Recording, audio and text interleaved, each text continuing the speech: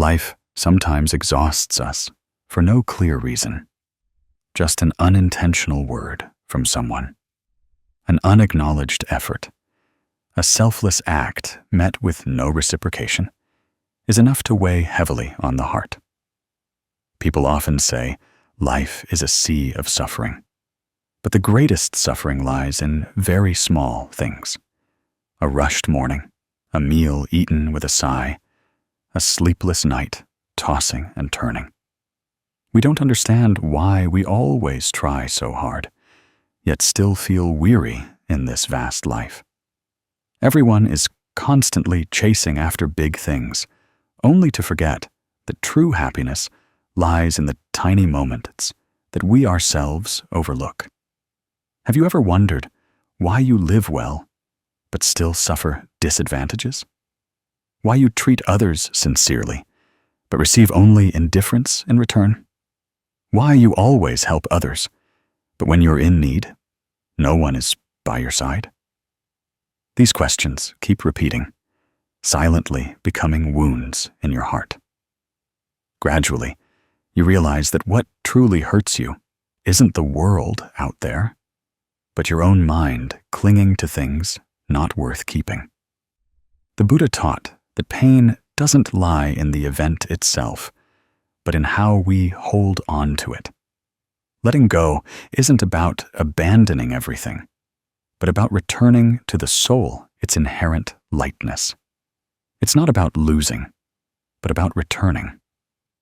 At this moment, try closing your eyes for a moment. Inhale deeply, then exhale slowly. Feel the air gently entering your chest and flowing out, just as the earth and sky move each day without complaint. In that simple moment, you can listen to yourself. Are you truly living, or just existing amidst all the chaos?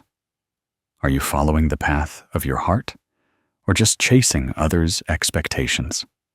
Amidst the countless noises of life, how long has it been since you truly sat down to ask if your heart is at peace?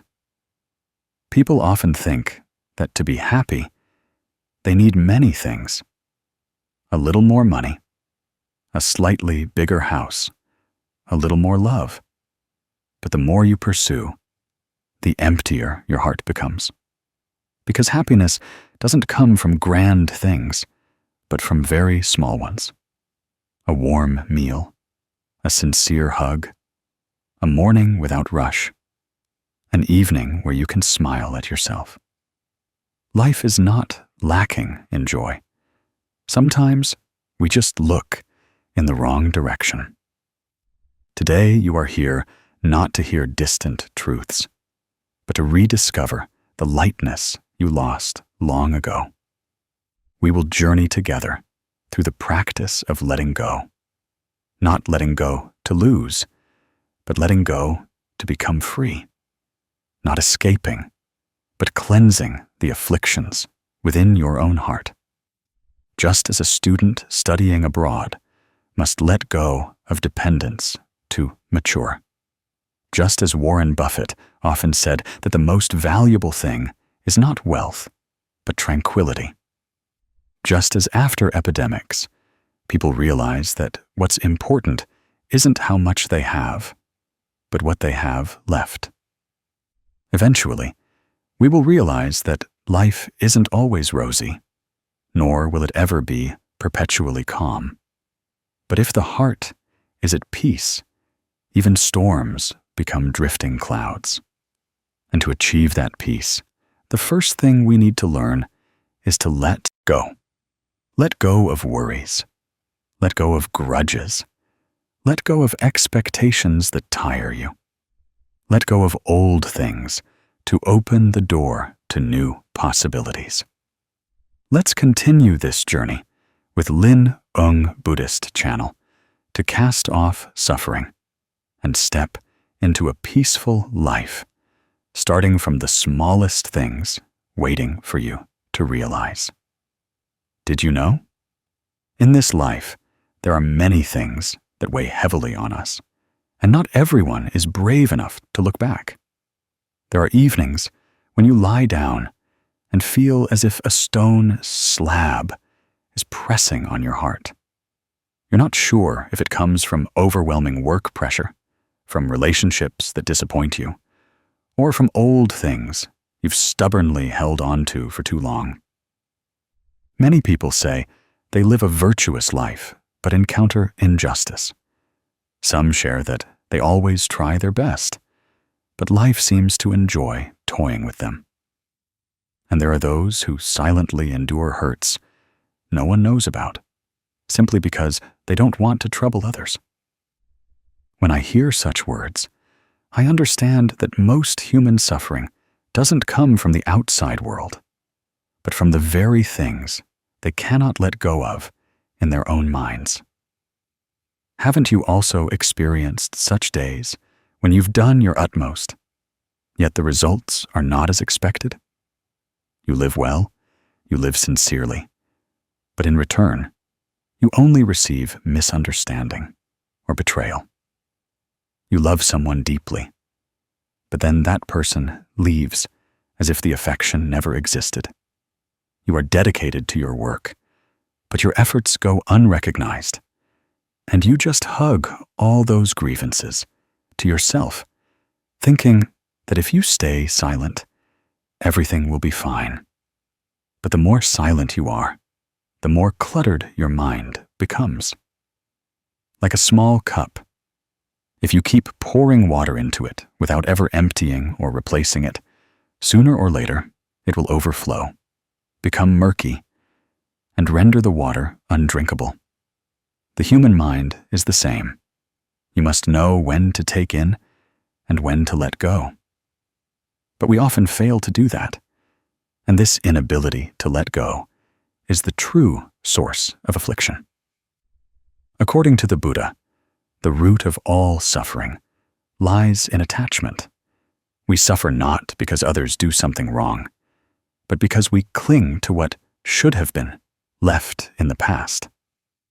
The Buddha taught that life is inherently impermanent.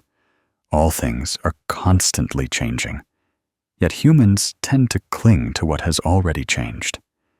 We expect others to remain as they were at first. We want life to go our way. We hope work is always smooth, relationships always warm, health always strong. And when things don't go as desired, we suffer. We suffer because we don't accept. We suffer because we don't dare to change. We suffer because we're not strong enough to let go. And from that, the ancients summarized the three most important keys in a person's life: acceptance, change, and letting go. These three keys are like 3 steps opening the path to peace of mind. If we know how to accept what is happening, we will resist less and feel lighter. If we know how to change ourselves or our own circumstances, we will mature and overcome challenges more easily. And if we know how to let go of things that no longer belong to us, we will have the opportunity to live a truly peaceful life. But most of us get stuck at the 3rd key. We always know we should leave a toxic relationship, but fear loneliness. We know we should give up an expectation that no longer suits us, but are afraid to start over. We know we should let the past sleep, but we intentionally awaken it every day. That is why we suffer. Many people tell Zen Buddhist channel that they cannot accept what has happened, but in reality, they just don't want to accept that life sometimes doesn't go according to their plans. Just as when one door closes, we often stand there sadly regretting, but forget that behind it, another better path might be opening. The Buddha once said that suffering is not caused by events, but by how we react to those events. One person sees failure as an end. Another sees failure as a lesson. One person views separation as a loss. Another sees it as an opportunity for rebirth. Most of us don't lack ability, opportunity, or conditions to live better. We only lack the courage to overcome ourselves. That's why I want to share with you the story of Ms. Han, a very real story that I believe many will see themselves in. Ms. Han once had a small family. Her husband was kind, responsible, and they had many happy years together. But then life changed. One day, her husband decided to leave, saying that his heart no longer felt the same way. He left quietly, without any promises, leaving only the wedding ring they had chosen together on their special day. Ms. Han grieved for a long time, but instead of letting time heal, she kept the ring as a part of her soul. 5 years passed, and she still kept the ring on her nightstand, opening it to look at it every day. Every time she looked at it, her heart ached more. She believed that keeping the ring was keeping a part of her memories, but in fact, it kept her stuck in the past. Because of the ring, she didn't open her heart to anyone. Because of old memories, she refused all new opportunities. Because of a relationship that had run its course, she lost her own joy in the present. One day, as she sat by the window, idly gazing at the sky, a friend visited. Her friend had listened to her story for a long time and gently said, "If something cannot be accepted, then find a way to change it. And if changing is also impossible, then letting go is the only choice to free your heart." Those words were neither heavy nor theoretical, but they struck exactly the void in Ms. Han's heart. That night, she sat for a long time before the small box containing the ring. She felt a lump in her throat each time she replayed those half-forgotten memories.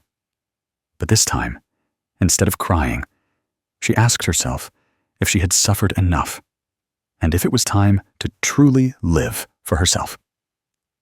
Suddenly, she clearly saw that the pain didn't come from her husband leaving, but from her not daring to let him go from her mind. She gently placed the ring back in the box, her fingertips trembling, but her eyes were unusually calm. For the first time in 5 years, she spoke a sentence that her heart had long waited for. She said, "I'm returning this to the past." And as she closed the lid of the box, she also closed a chapter of her life that had ended long ago. From that day on, she became lighter. She learned to cook, to take better care of herself. She practiced yoga to relax her body and soul. She began to open up, to smile more, to see the beauty of life that she had missed before, just because she kept staring at a ring. For so many years, she thought letting go was a loss. It turned out letting go was liberation. Ms. Han's story is like a reminder for many of us. Holding on to something that no longer belongs to you only makes your heart ache more. The more you cling, the more you exhaust yourself. The more you fear loss, the more you imprison yourself in suffering. Meanwhile, a wise person is not one who knows how to hold on tightly, but one who knows when to let go. The Buddha once taught that if you want a lighter life, learn to let your mind not cling to things that have run their course. A beautiful flower will eventually wither. A cool breeze will eventually stop blowing. A person who enters life will eventually have to leave. But if we can accept the truth that everything is impermanent, then when one door closes, we will not stand there crying forever, but will peacefully turn to find another door calling us. Zen Buddhist channel recalls a teaching in the scriptures that says, one must know how to follow karmic connections. When a connection comes, cherish it. When it leaves, smile and let go, without clinging, without forcing. Because in that non-forcing, the mind truly becomes free. And from Ms. Han's story, we clearly see the lesson that we cannot always accept everything that happens to us.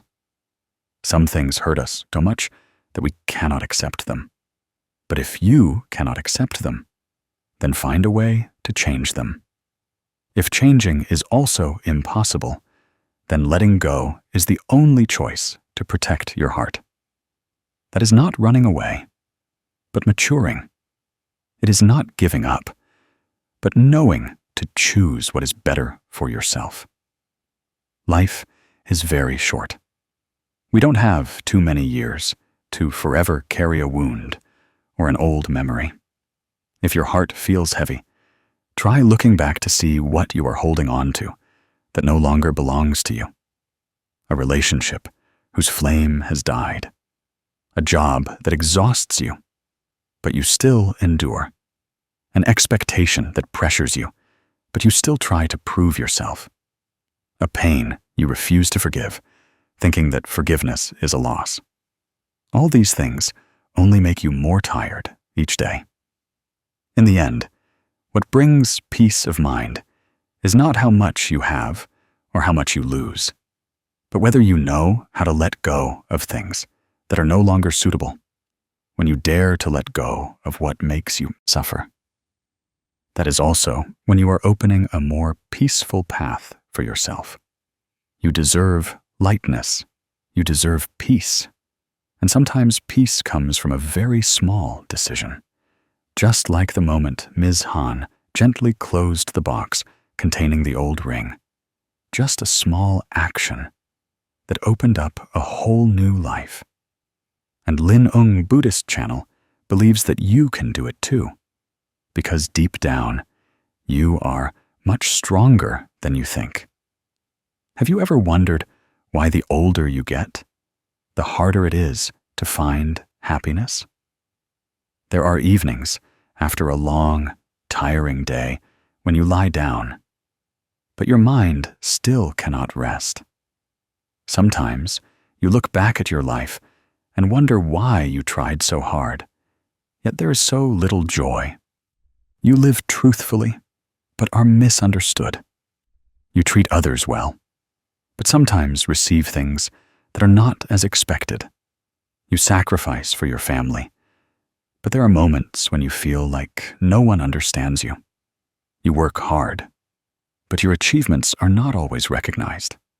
All these things make you feel that happiness is something distant and elusive. Many people confide that they feel empty, even when outwardly they seem to have everything. Some people have stable jobs, but still feel tired every morning they wake up. Some people have family by their side, but always feel lonely. There are also those who look back at their lives and see how many years have passed, yet they haven't truly smiled with serenity even once. Hearing these words made Zen Buddhist channel suddenly think that perhaps we are losing something incredibly important. Not money, not success, but the ability to recognize happiness in very small things. According to Buddhism, suffering arises from a mind that is not content. A discontented mind makes us constantly chase after big, distant, sparkling things, forgetting the things right before our eyes. That is why, in the Four Noble Truths, the Buddha clearly pointed out that the root of suffering lies in greed, in endless craving. People keep thinking that just a little more will bring happiness. A little more money, a little more success, a little more fame. But how much is enough? Once achieved, we want more. And this endless spiral makes us lose the ability to feel the small joys present around us every day. Human psychology is truly fascinating. When we don't have something, we crave it. When we have it, we get used to it and no longer cherish it. When we lose it, we regret and blame ourselves. This cycle makes us live our entire lives always feeling a lack. Zen Buddhist channel. Once heard a young person share that they were tired because everywhere they looked, they saw people who were better than them. They excelled in studies, but saw others who were even better.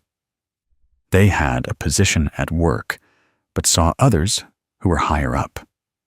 They had a healthy body, but focused on what they didn't have compared to someone else. This invisible comparison is like a binding rope that prevents us from seeing happiness, even though life is truly very fulfilling. Students studying abroad often think that people back home live more leisurely because they don't have to worry about paperwork, pressure, English, or part-time jobs. People living in the countryside think city dwellers are happier because they have more opportunities. People with families sometimes long for the freedom of single life. Single people wish they had a warm home. Everyone stands in their own position and looks at others' lives, feeling that others have it better. While the truth is, no one lives an easy life. Everyone has their own suffering that outsiders don't see. Because we constantly look at others, we forget the small things that make our own lives beautiful. The smile of the child next door, the smell of coffee every morning, the moment you open the window to welcome a fresh breeze, a check-in from an old friend, a simple meal with family. All these small things, if seen with appreciative eyes, are already happiness. The story of Uncle Tu, which Zen Buddhist channel is about to tell, will perhaps help you see this more clearly. Uncle Tu lived alone in a small house in a quiet rural area. The house was not luxurious, nor did it have modern amenities. His greatest asset was probably just the garden behind the house with a few beds of green vegetables. But every morning, he woke up early. Uncle Tu boiled water, brewed a pot of hot tea, and placed it on the old wooden table on his porch. As the sun began to rise, golden rays poured into the small yard. He opened the door and listened to the chirping birds in the trees. For Uncle Tu, that was the most sacred moment of the day. One time, his nephew from the city came to visit him. The boy looked around and asked, "Uncle, don't you feel lonely, living by yourself in such a quiet place?" Uncle Tu smiled kindly and replied, "Happiness doesn't have to be grand. As long as I wake up each morning and can still hear the birds and brew a pot of tea with my own hands, I feel grateful." His words made the nephew fall into thought. While he lived in the city with all modern conveniences, a new phone, a nice car, and more opportunities, he felt pressured every day. Uncle Tu, on the other hand, had nothing but a simple life, yet his mind was strangely at peace. Reflecting on it, we realize that true happiness doesn't lie in the grand things we often pursue. It lies in the presence of the mind in every moment. Uncle Tu was not a rich man in money, but he was rich in happiness because he knew how to cherish every small thing that was happening. He didn't compare himself to anyone. He didn't chase after ostentation. He didn't think he was lacking. He simply lived in that moment, something many consider simple, but find the hardest to do. In the Dhammapada, there is a verse that says, "He who knows contentment is rich." Rich here is not about how much money is in your pocket, but whether your mind is at peace. A person with much money, but who is always anxious, afraid of loss, afraid of others surpassing them, is still poor. A person with few possessions, but whose mind is always at peace and always grateful, is truly rich. Happiness is not found in external circumstances, but in one's inner state. When the mind is at peace, even simple things become precious. When the mind is in turmoil, even good things go unnoticed. The lesson from Uncle Too's story is so clear that it makes one ponder. We lose happiness, not because life is too harsh. We lose happiness because our minds are busy with too many things. Busy thinking others are better than us. Busy worrying about future events that haven't happened. Busy remembering old wounds. Busy chasing after things that don't belong to us. And when the mind is so busy, the small, beautiful things around us become blurry, even though they are still there every day. When Zen master Thich Nhat Hanh spoke about mindfulness, he always reminded us that happiness is present in every breath. If we just stop and ask ourselves a simple question, at this very moment, what is making me happy? Then naturally, the heart will soften. It might be the fact that you are alive and can breathe. It might be the cool glass of water you just drank. It might be the light filtering through the window. It might be that you still have strong legs. It might be that you still have enough time to restart your life. That question is like a key that reopens the door to peace. Try practicing it. Right now, ask yourself, what in this moment is making you happy? It might be the stillness you are feeling. It might be having your own space to listen to yourself. It might be that you are healing through the gentle words you are reading. When the mind stops and knows how to look, happiness will appear. It doesn't come from somewhere far away, but from things that have been here all along, but you have accidentally overlooked. And when you understand this, you will realize a very important truth. Happiness doesn't need to wait until you achieve something grand. It is present the moment you are grateful for a small thing. It appears the moment you stop comparing yourself to others, when you stop looking at what you lack and start looking at what you have. When you return to the present, instead of letting your mind constantly run to the future or the past, remember that life is not always as desired. There will be times of rain and wind. There will be times of instability, but the small things are always present.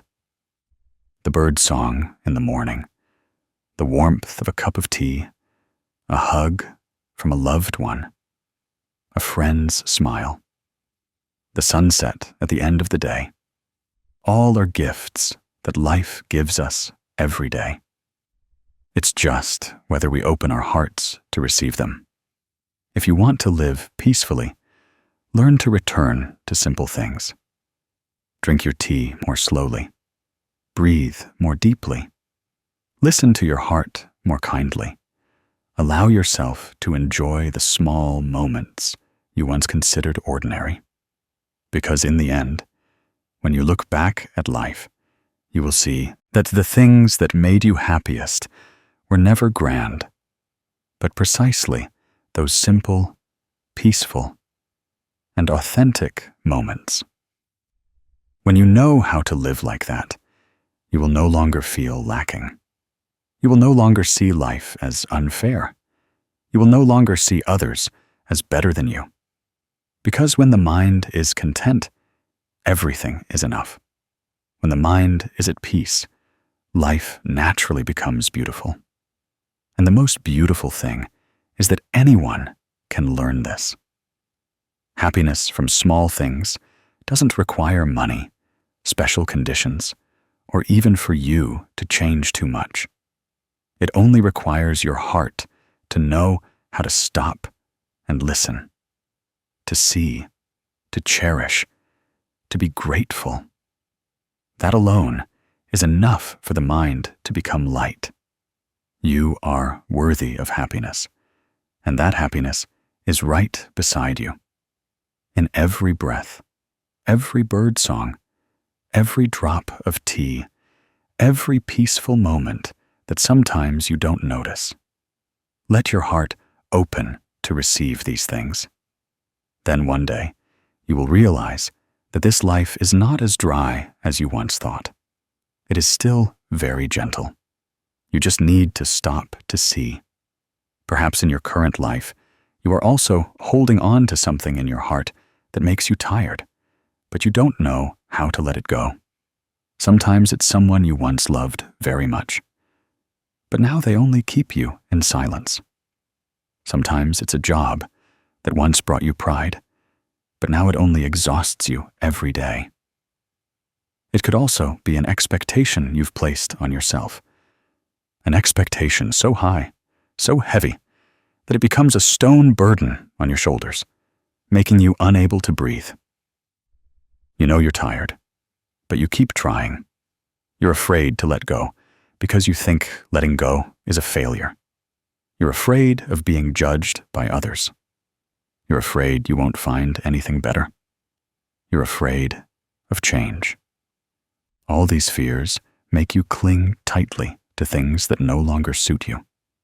Many people have confided that they feel stuck in life, stuck in work, in relationships, in expectations, in old past events. They try so hard that their minds are exhausted, yet they feel they must continue.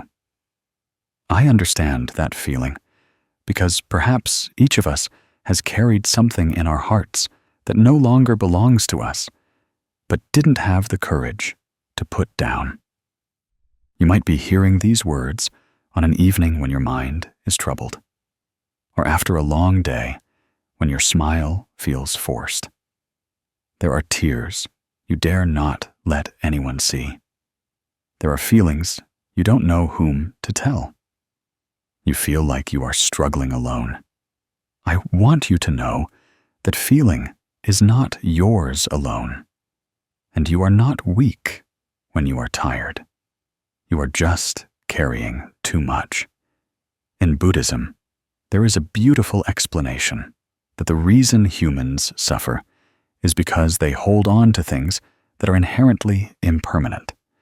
Everything in life changes. Breath changes, seasons change, minds change, people change, jobs change, karmic connections change. Nothing is constant. We suffer because we want to hold on to something that was born to change. We try to force life into a fixed mold, but life's very nature is movement. When something no longer belongs to us, the more we hold on, the more it hurts, like clutching a rope pulling us backward. The tighter we squeeze, the more it chafes. But because we fear letting go, we continue to squeeze. When we let go, the pain may still be there, but that's when healing begins. The human mind often tends to cling to familiar things, even when they make us tired. People often fear the new more than they fear the old pain. A relationship, even if it has faded, still makes us nostalgic because it once brought joy. A job, even if it exhausts us, still makes us hesitate because it once brought pride. An old dream, even if it's no longer suitable, still weighs heavily because we once invested many expectations in it. The pain of the past, even if it has passed, still keeps us tossing and turning, simply because it's tied to memories we don't want to leave behind. People don't suffer from losing the present. People suffer from losing the beautiful image they once imagined. I have met people who have held on to their sadness for so long that it has become a part of their lives. Some have kept the pain of betrayal for many years, not daring to open their hearts. Some hold on to old failures, always feeling inferior. Some hold on to harsh words from family members and live their entire lives in hurt.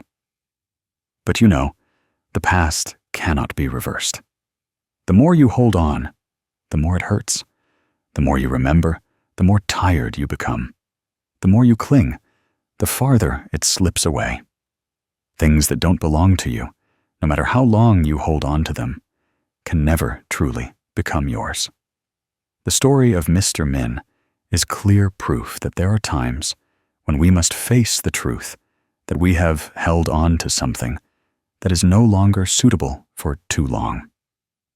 Mr. Min was a quiet and hard-working man.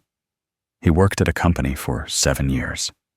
7 years isn't overly long, but it's enough to become attached and accustomed to the work environment. The job was stressful. The boss was demanding. Colleagues weren't harmonious. And the office always felt heavy, as if covered by an invisible layer of fog. Every morning, he felt like he was stepping into a battle. He always tried to think that if he just got through a few more months, everything would be fine. But a few months turned into a few years. He was afraid to quit. Not because he liked the job, but because he was afraid he couldn't do anything else. He feared a drop in income. He feared his family worrying. He feared others would judge him as not good enough. He feared entering a completely new, unfamiliar environment. He feared losing that familiar feeling, even though that feeling was actually making him miserable every day. This psychology isn't unique to Min. Perhaps you have been, or are currently, like this too. Until one day, Min fainted right in the middle of a meeting. His body could no longer endure the pressure. When he opened his eyes, he found himself in the hospital. The doctor said something that made him silent for a long time. If he didn't let go of unnecessary things, his health would leave him first.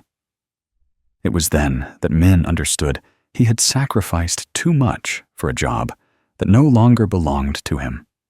Yet he clung to it as if losing it would mean losing his entire life.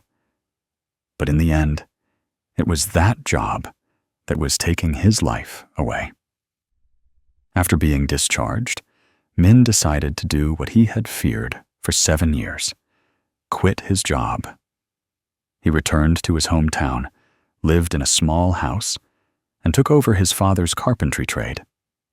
The income wasn't high, but every day he felt lighter in his heart. He touched wood, created beautiful things with his hands, listened to the sound of saws, planes, and the wind blowing through the windows of the workshop. All those simple things made him feel truly alive. No more crushing stress, no more exhausting long meetings, no more judgmental stares. He slowed down and was much happier than when he was in his old job. The lesson here is very clear. Some things, the more you hold on, the more tired you become. The more you try, the more exhausted you get. Things that are no longer suitable will cause suffering, even if we tell ourselves we just need to try a little harder. And most importantly, letting go is not weakness. Letting go is wisdom. Only strong people dare to leave something familiar to start anew. Only those who understand themselves know what to keep and what to discard. In the scriptures, there is a saying, "What can be picked up can also be put down." If you have enough strength to carry something, you also have enough strength to put it down when it is no longer beneficial. The Buddha taught that the body is like a boat. the mind like water. The boat travels on water to reach its destination. But if the water rises too high, it will sink the boat. The mind is the same. If the mind knows how to selectively hold on to what is necessary, it will gently carry our lives forward. If the mind holds too much for too long, it will sink us. Attachment is likened to carrying a heavy bag on your back. The further you go, the more tired you become. But because we are used to it, we think it's a part of our body. At some point, when we can't bear it anymore, we realize we could have put it down long ago. From Min's story, we understand that letting go is not losing. Letting go is allowing our mind to breathe. Letting go is giving ourselves more space to move forward. Letting go is allowing another door to open. Life always has such doors, but if you stand indefinitely before a closed door, you won't see the other doors waiting open for you. If you are currently holding on to something in your heart that causes you pain, ask yourself if it still belongs to you. If someone no longer loves you, holding on will only hurt you more. If your current job no longer brings you joy, reconsider if you are sacrificing too much to the point of forgetting your own worth. If the expectations you set cause you sleepless nights, perhaps you need to adjust them to suit yourself, not the expectations of others. If old issues still weigh heavily on you, perhaps it's time to forgive yourself. The way to let go is not to try to forget. Trying to forget only makes the mind more agitated.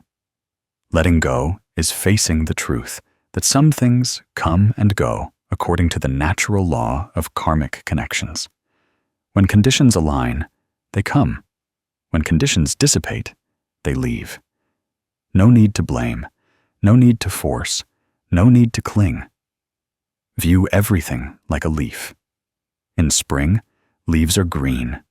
In autumn, they fall. No one blames a falling leaf, nor does anyone keep a leaf on the branch forever. Everything in life has its season.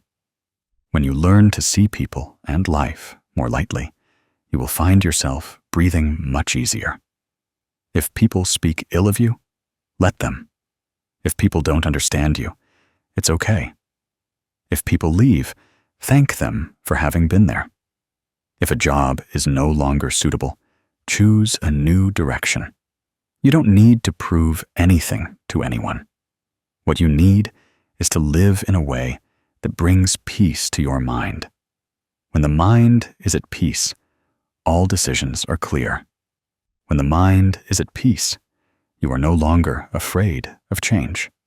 When the mind is at peace, you understand that you are more important than things that are no longer suitable. And the most beautiful thing is that letting go doesn't make you lose.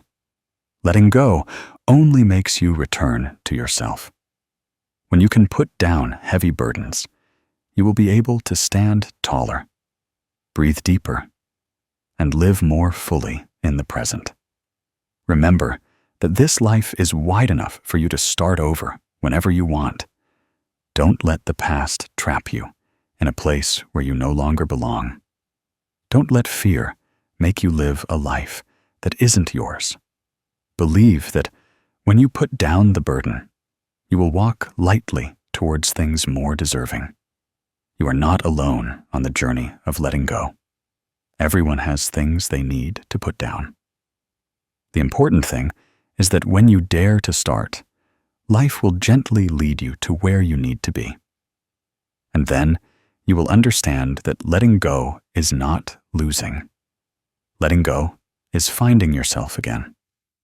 There are days when you open your eyes and still feel your heart carries a fresh scratch that hasn't dried.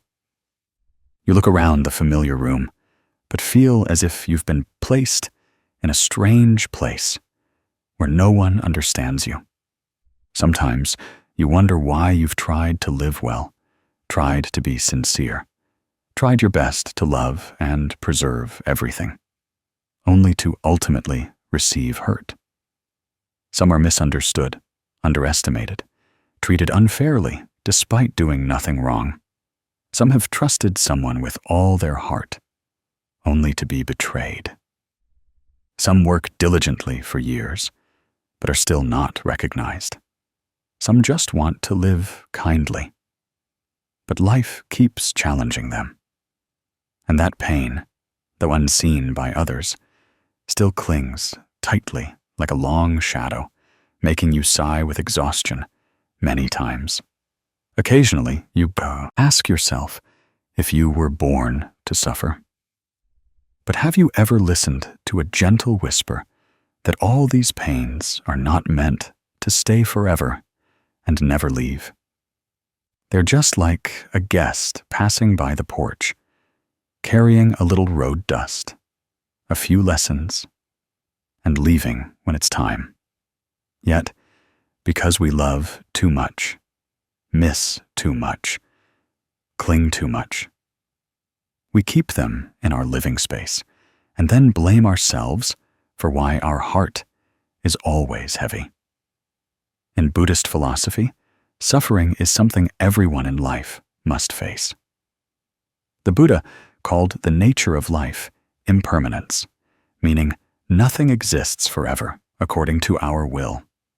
What we have today can change tomorrow. People are the same. Emotions are the same. Happiness is the same. No one can keep joy perfectly throughout life, nor is anyone forever bound by sadness. Suffering comes and goes. Joy comes and goes. Everything flows like the in and out breath of the universe. But because we don't understand this, we often think pain is eternal and forget that it only temporarily resides in our minds. There are times when we suffer over a small thing, but our minds magnify it into an entire dark sky.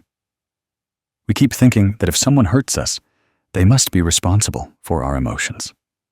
We think that if something has happened, it will surely affect the future for a very long time. However, when we look back with the eyes of someone a little more experienced, we will see that many past sorrows were, in fact, just small raindrops that we once thought were a storm. The Buddha taught that suffering arises not only from circumstances, but also from how we react to circumstances. It is attachment that makes us suffer more than the event itself. When the heart does not want to let go, suffering becomes a burden. When the mind is willing to be at peace, suffering naturally dissolves. People often have a common psychology. When we encounter sadness, we imagine the world is collapsing. When someone disappoints us, we think we did something wrong.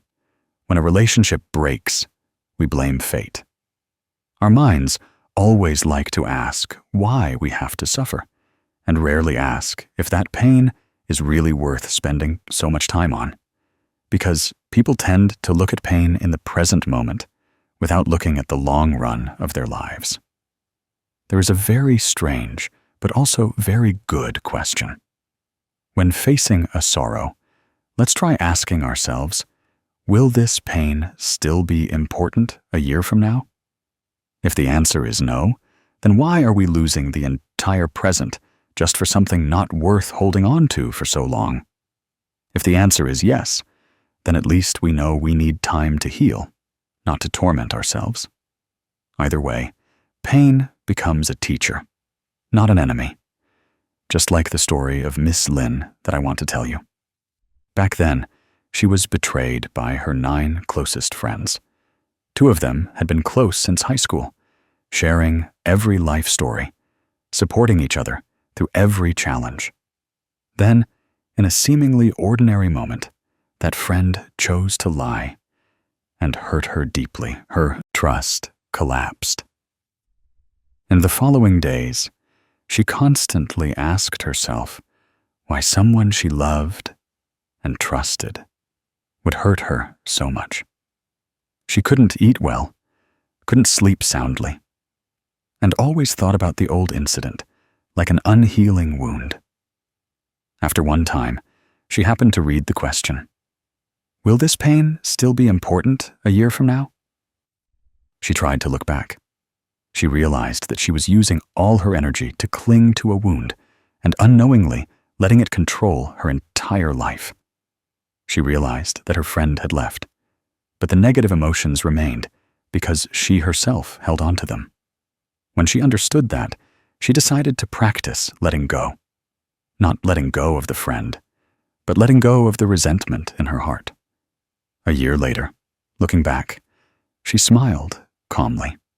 She said, "That pain, once thought to be so great, turned out to be just a visitor, not something to stay." Thanks to it, she understood more about people, understood more about herself, and matured after the incident. In the scriptures, the Buddha once taught that whoever understands impermanence understands the nature of suffering, because impermanence means nothing is permanent. So is suffering. Suffering is not born to make us fall, but to help us look deeply into our own attachments. When we suffer because someone no longer loves us, we are actually suffering from clinging to the image of that person in the past.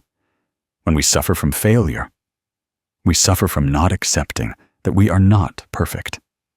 When we suffer from betrayal, we suffer from expecting too much from a relationship. All are lessons about attachment and letting go. The patriarchs taught that when you encounter pain, acknowledge it. When you feel sad, admit you are sad. When you feel your heart is heavy, look directly at it. No need to run away, no need to pretend to be strong, because hiding pain only makes it grow larger. Facing it with calmness helps us understand it. Once understood, we will easily accept it. Once accepted, we can smile at it. And that very smile makes the pain dissolve. There are things we think are the most painful, but after a year, 2 years, or 10 years, we see them as just a small dot on a long journey. We grow through wounds, become strong through stumbles, and wise through life's trials. Suffering, after all, is a very strange teacher. This teacher is neither gentle nor comforting. But this teacher teaches us to understand ourselves, understand others, and understand life. So when you are carrying some sadness in your heart, try asking yourself what this pain will be like a year from now. Try sitting down quietly, feeling your breath, and softly saying that suffering is just a visitor. You don't need to entertain them with resentment or fear. You just need to entertain them with understanding. When the guest arrives, acknowledge them. When the guest leaves, bid them farewell. This life is inherently a coming and going of all things like that. Then one day, you will realize that some things you once thought would completely break you are precisely what help you stand firmer. Some people who once hurt you are the ones who teach you to choose who deserves to be by your side. Some things that once kept you awake at night are turning points for you to live more kindly with yourself. The more we mature, the more we understand that suffering does not come to destroy us, but to clear the path for peace. If you are sad, start by acknowledging your current emotions. Don't judge, don't run away, just observe what is in your heart. Then try to accept that what has happened has happened. We can only change from now on. When your mind resists less, try to smile gently. Not to be overly optimistic, but to remind yourself that you are strong enough to get through this. With enough practice, you will find that pain passes more quickly and lightly, like an afternoon shower. The most important thing is to love yourself. Don't let trivial matters occupy your heart, which could be dedicated to so many other beautiful things. Don't let someone who has left prevent you from seeing someone who is coming. Don't let a small failure make you forget your capabilities. And don't let temporary sadness obscure the long journey ahead. Suffering is just a visitor. It comes to remind us that we still have feelings, still know how to love, still know how to be hurt, and still know how to get back up. When we look at it with understanding, it will naturally become a part of our growth. Believe that any pain will eventually pass, and what remains is courage, peace, and a heart that has learned to cherish every moment of life. You deserve to live more lightly. Let pain go when it's time. Let peace be present when the mind is ready to receive it. There are days when you feel like you're walking through a noisy market, right in your own soul. Around you, there might be no real arguments, but inside, all sorts of sounds echo, preventing you from finding peace. You worry about work, unsure if you'll meet this month's targets. You fear you're not good enough, not skilled enough, or not patient enough to face the pressures bearing down on you. You're sad about a fracturing relationship, but don't know the cause. You're tired of having to pretend to be okay, even though inside you just want to give up. The feeling of being misunderstood, compared, underestimated, or overly depended upon makes you sigh many times without anyone understanding. Sometimes you just want peace, but peace is incredibly difficult to find because your own mind has become a place not easy to settle in. Many people think that life is difficult because there are too many external fluctuations. But in reality, most of the heaviness comes from internal instability. When the mind is not at peace, even small matters become large. When the mind is in turmoil, others' words easily become arrows shot at you. When the mind is tired, every demand becomes pressure. And when the mind is restless, simple, things turn into obstacles. People often seek solutions from outside, forgetting that the root of peace lies within themselves. If there's a storm inside, no matter how quiet the world outside is, we will still feel uneasy. If the inner self is calm, even if there's a rainstorm outside, we can still sit inside and enjoy tea. In Buddhist philosophy, there is a very familiar saying that the mind leads all phenomena, meaning the mind is like the controller. What we experience is merely the result of that inner state. If the mind is at peace, the world is at peace. If the mind is restless, the world becomes unstable. Everything we see, everything we feel, everyone we meet is influenced by our own mind. It's not that life is too complex, but that the mind is making everything complex. The mind is like the sky. When the sky is clear, every cloud is beautiful. When the sky is full of storms, even white clouds become heavy. Therefore, if you want life to be lighter, you must first let your mind become lighter. Many people think that restlessness comes from circumstances, but in reality, circumstances are only the surface. The underlying part is fear and clinging in the heart. We fear loss, so we are restless. We fear not having enough, so we are restless. We fear being left behind, so we are restless.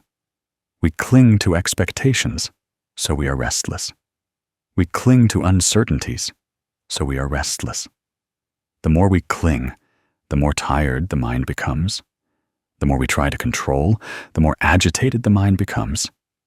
It's like clutching a handful of sand. The tighter you try to hold it, the more sand slips away. Similarly, the more you try to bind the mind, the more uncontrollable it becomes.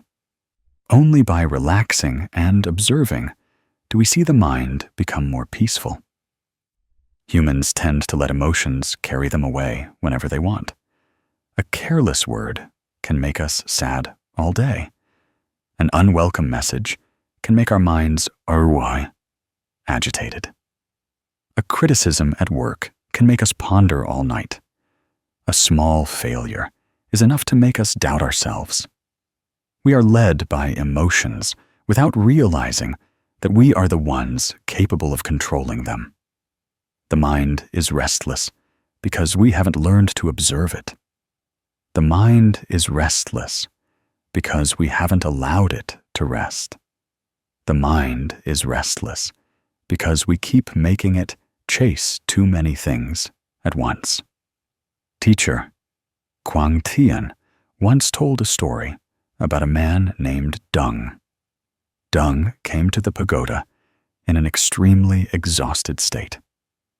His eyes were dark, his voice hoarse, and his breathing full of tension. He recounted that his family was in turmoil due to marital discord. His work was at a standstill. His boss put pressure on him, and he himself felt like a rope stretched to its breaking point. He said he hadn't had a full night's sleep in days. He felt like he was going crazy from all the things surrounding him. At that time, Teacher Quang Tian didn't analyze much or ask deep questions. He simply poured him a glass of water. As soon as the water was poured, it became cloudy due to small sediments in the pitcher. The teacher placed the glass of water in front of him and said, "The water is cloudy. If you stir it more, it will only get cloudier. But if you put it down and do nothing, it will settle by itself. The mind is like that glass of water. When it's troubled, if you try to analyze more, control more, or think more, it will only get cloudier. Only when you put it down will it settle on its own." The teacher guided Mr. Dung to sit still and practice the 3-minute breath meditation. 3 minutes might sound very short, but for a chaotic mind, it is actually very long. In the very first second, he wanted to open his eyes because of the uneasy feeling. In just 3 minutes, his mind thought of everything. He thought about work, family, unresolved worries. His breathing was rapid and erratic. But the teacher just said, "Observe, don't follow." The first time, he couldn't do it. The second time, his mind was a little less agitated. The third time, he felt a rare moment of stillness in his mind. It wasn't that life had changed, but that his state of mind had changed. Life outside was almost exactly the same. His marital problems still existed, work was still full of pressure, and people were still no easier to deal with. But his perception was different. When his mind was less troubled, everything felt lighter. The Buddha once taught that when the mind is at peace, even storms become drifting clouds. This is because our perception of the world lies within, not outside. A person with a peaceful mind will view events with clarity. A person with a chaotic mind will view everything with fear. The same rainstorm. A person at peace will see the rain as beautiful. A worried person will find the rain heavy. The mind decides how we see life. Therefore, to lighten life, one must first lighten the mind. Many people think that peace of mind is something too distant, achievable only by ascetics. But in reality, peace of mind begins with very small things. Just by sitting down, taking a deep breath, and exhaling slowly, you have taken a step toward stability. Just by pausing for a few seconds before reacting to someone, you have maintained a moment of peace within your mind. Just by viewing things with a broader perspective, you have let go of a part of your attachment. Peace of mind is not a magical thing, but something we can train, like exercising a muscle. The more you train it, the stronger it gets. The stronger it gets, the calmer it becomes. It is very important that we don't need the mind to be at peace immediately. What we need is to know how to return to the mind every day. Just like a musician cannot play well from the first attempt. A martial artist cannot become strong from day one. The mind is the same, just by spending a little time each day to sit quietly and observe the breath, observe emotions, observe thoughts. The mind will gradually become more stable. In the Satipatthana Sutta, the Buddha taught about returning to observe the body, feelings, mind, and phenomena. This means observing the breath, observing emotions, observing one's inner state, and observing the nature of things. When we observe, we are not carried away. When we are not carried away, the mind naturally finds peace. Peace of mind is not something we force. It is something we allow to return to its natural state. The mind is like a lake. When there is no wind, the lake is still. The mind is inherently still. But the winds of thoughts and emotions disturb the lake's surface. When we sit and observe, it means we are allowing the winds to subside so the lake can settle. Peace of mind is a natural state, not a forced one. After practicing the 3-minute breath meditation every day, Mr. Dung realized that the problems in his life no longer felt as heavy as before. Not because they vanished, but because he no longer viewed them with fearful eyes. He said that the things that used to stress him were now just like small waves on the water's surface. He learned not to react strongly. He learned to observe before acting. He learned not to let his mind be carried too far away. And he understood that only when his mind was steady would everything become clear. Teacher Quang Tien said that if you are at peace, the world around you naturally calms down. Not because the world changes, but because you no longer see life through a distorted lens. When the mind is at peace, we speak more gently, behave more kindly, and think more clearly. When the mind is at peace, we are not easily angered, not easily hurt, not easily provoked by small things. When the mind is at peace, we know what to keep and what to let go of. Peace of mind is the foundation of wisdom. Peace of mind is the starting point of happiness. If one day you feel too many things are pulling you away, try to stop and return to your breath. Let your heart rest for a while. You don't need to solve everything immediately. You just need to let your mind return to calm. When the mind is calm, wisdom naturally opens. When wisdom opens, you know what to do next.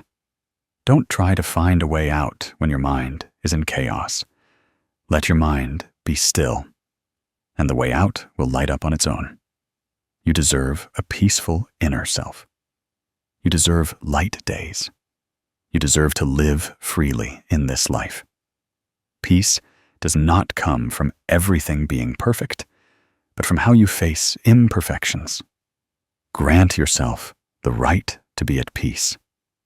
When the mind is at peace, life also opens up much more gently. Perhaps you yourself have had days when you returned home feeling heavy-hearted just because of someone's careless remark, a comment in a meeting that made you toss and turn, a confusing glance that left you wondering what you had done wrong, a seemingly trivial word from a loved one that made you think all afternoon. Many times, you live very kindly. You do nothing to harm anyone. Yet, there are still people who dislike you, still people who judge, still people who whisper. The more you try to appear strong, the more hurt you become inside. The more you want to prove to the world that you are good, the more disappointed you become when you realize no one cares as much as you thought. And then you get tired of losing yourself in the eyes of too many people, tired of living cautiously, afraid that even a small mistake will displease someone. I understand, and I believe many people listening to these words also understand that feeling. Because most afflictions in life don't come from us doing something wrong, but from us caring too much about what others think of us. Sometimes, a criticism only exists for a few minutes with the speaker, but it resides in our minds for many days. Sometimes, the remark might not even be accurate, but we take it as an undeniable truth. Then, we make ourselves suffer, turning our souls into a place full of boss, fear, and defensiveness. According to the Buddhist teachings, the root of anxiety lies in attachment. We cling to praise. We cling to criticism. We cling to the image we want others to see.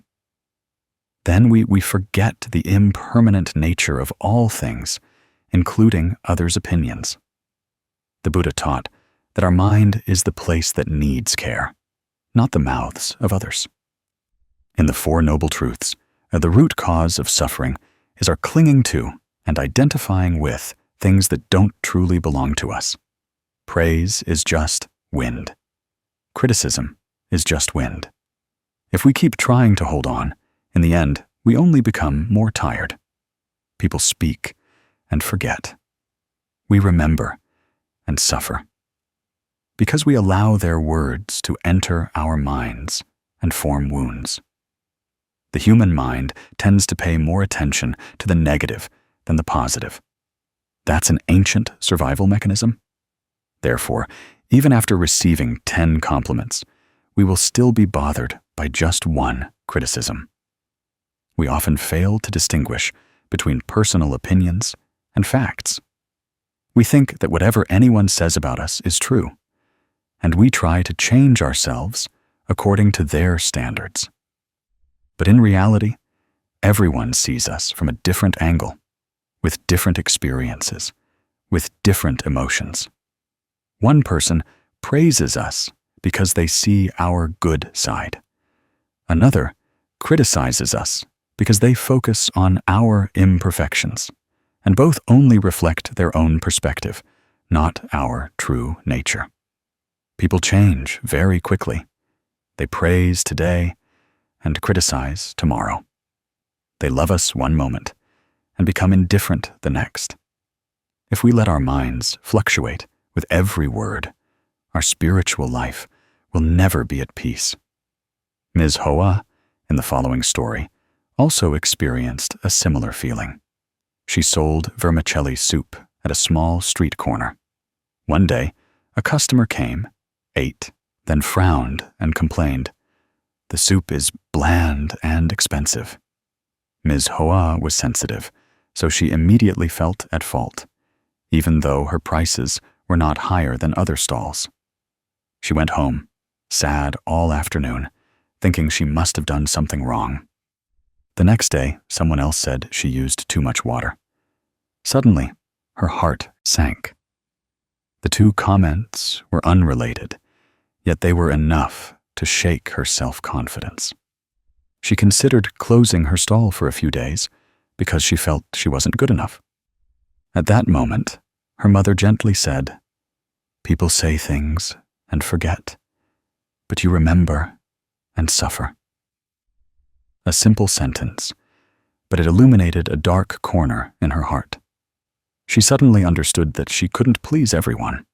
She also realized that those who criticized her might just be strangers. They spoke, then left, but she hurt herself by holding on to their words for too long. The next morning, she returned to her stall, focusing on cooking better, being more cheerful, and listening less to gossip. Customers came in droves, and many still praised her food. Ms. Hoa gradually understood that the important thing was not how to avoid criticism, but how she kept her mind calm amidst those words. When the mind is at peace, all praise and criticism are as light as passing clouds. In the Dhammapada, the Buddha taught that if someone offers you something bad and you don't accept it, that bad thing still belongs to them. People can say anything, but words only become arrows when we allow them to pierce our hearts. The Buddha was once insulted by non-believers, but he remained silent. When asked why he didn't reply, he just smiled and said, "What benefit is there in accepting a gift you do not wish to receive?" It's like a person sending a letter. If you don't open it, the letter returns to the sender. Gossip is the same. If you don't accept it, it dissipates on its own. From that teaching, we understand that we have the power to choose our attitude towards anything that enters our life. Others' judgments are just gusts of wind, but our mind is the door. The wind can blow strong or gentle at times, but whether the door is open or closed depends on us. If we know how to care for our mind, how to maintain balance, how to love ourselves, then criticisms will gradually lose their power to bring us down. When we understand this, we free ourselves from the invisible chains called the eyes of others. The lesson drawn from the story is actually very simple, but profound. We cannot control the tongues of others, but we can absolutely control our own reactions. We cannot please everyone, but we can live sincerely and kindly. We cannot change how they think, but we can change how we receive it. When our mind learns to filter, to let go, to stand firm, life will become much lighter. A steadfast mind will not be easily swayed by the storms of gossip. A heart that understands itself will not be shaken by the judgments of others. If someone's words hurt you, stop and ask yourself this question. Is what they said entirely true, or does it only reflect their perspective? Is that word truly important enough for you to dwell on it all day? A month from now, a year from now, will you still remember that remark? Most likely, you will realize that most of what once worried you wasn't worth remembering at all. Our mind was not born to contain negativity. Our mind was born to love, to understand, to experience life. So, open that space for good things, and don't fill it with idle chatter. In daily life, you can practice listening with a calm mind. That means when someone says something unpleasant about you, try to see it just as a sound passing by. Don't label it. Don't overthink it. Don't conclude that you are bad or inferior. If the comment has some truth, acknowledge it for self-improvement. If it's not true, let it pass like rain falling on the roof tiles. When you develop the ability not to react strongly to evaluations, your mind will naturally become more open, relieved, and peaceful. The next step is to know how to take care of yourself by avoiding sources of energy that imbalance you. If you know someone always brings negative words, reduce contact. If an environment constantly compares and judges you, create your own space to breathe. Because the Buddha taught that everyone is responsible for protecting their own mind. No one else can do that for you. You yourself must choose what should enter and what should stop at the door of your soul. When you don't care too much about what others think, you will find you have more time to live authentically, to do what you love, to love freely, to walk without fear. You will realize that, in fact, the world doesn't care about us that much. Everyone is busy with their own lives. Everyone only looks at us for a few seconds, but we look at ourselves our whole lives. Therefore, the most concerning thing is not what they think, but what you think of yourself. You deserve to live a light life without having to strain under the pressure of others' gazes. You deserve to breathe, to be joyful, to let go of words that tire you. Always remember that when your mind is at peace, praise is good, and criticism is also good, but neither can determine your worth. Only you understand how hard you've tried. Only you can feel whether you are on the right path. Only you know what kind of person you want to become. And finally, I hope you engrave this deeply. Is your mind a flower garden or a weed patch? That depends on what you plant in it every day. If you plant peace, understanding, acceptance, and compassion, then no matter what others say, your mind will still be a sanctuary. When you are at peace, the world around you naturally calms down, not because the world changes, but because you no longer see life through a distorted lens. When the mind is at peace, we speak more gently, behave more kindly, and think more clearly. When the mind is at peace, we are not easily angered, not easily hurt, not easily provoked by small things. When the mind is at peace, we know what to keep and what to let go of. Peace of mind is the foundation of wisdom. Peace of mind is the starting point of happiness. If one day you feel too many things are pulling you away, try to stop and return to your breath. Let your heart rest for a while. You don't need to solve everything immediately. You just need to let your mind return to calm.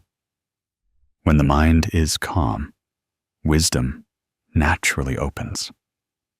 When wisdom opens, you know what to do next. Don't try to find a way out when your mind is in chaos.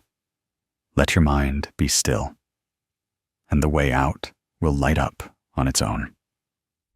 You deserve a peaceful inner self. You deserve light days. You deserve to live freely in this life. Peace does not come from everything being perfect, but from how you face imperfections. Grant yourself the right to be at peace. When the mind is at peace, life also opens up much more gently.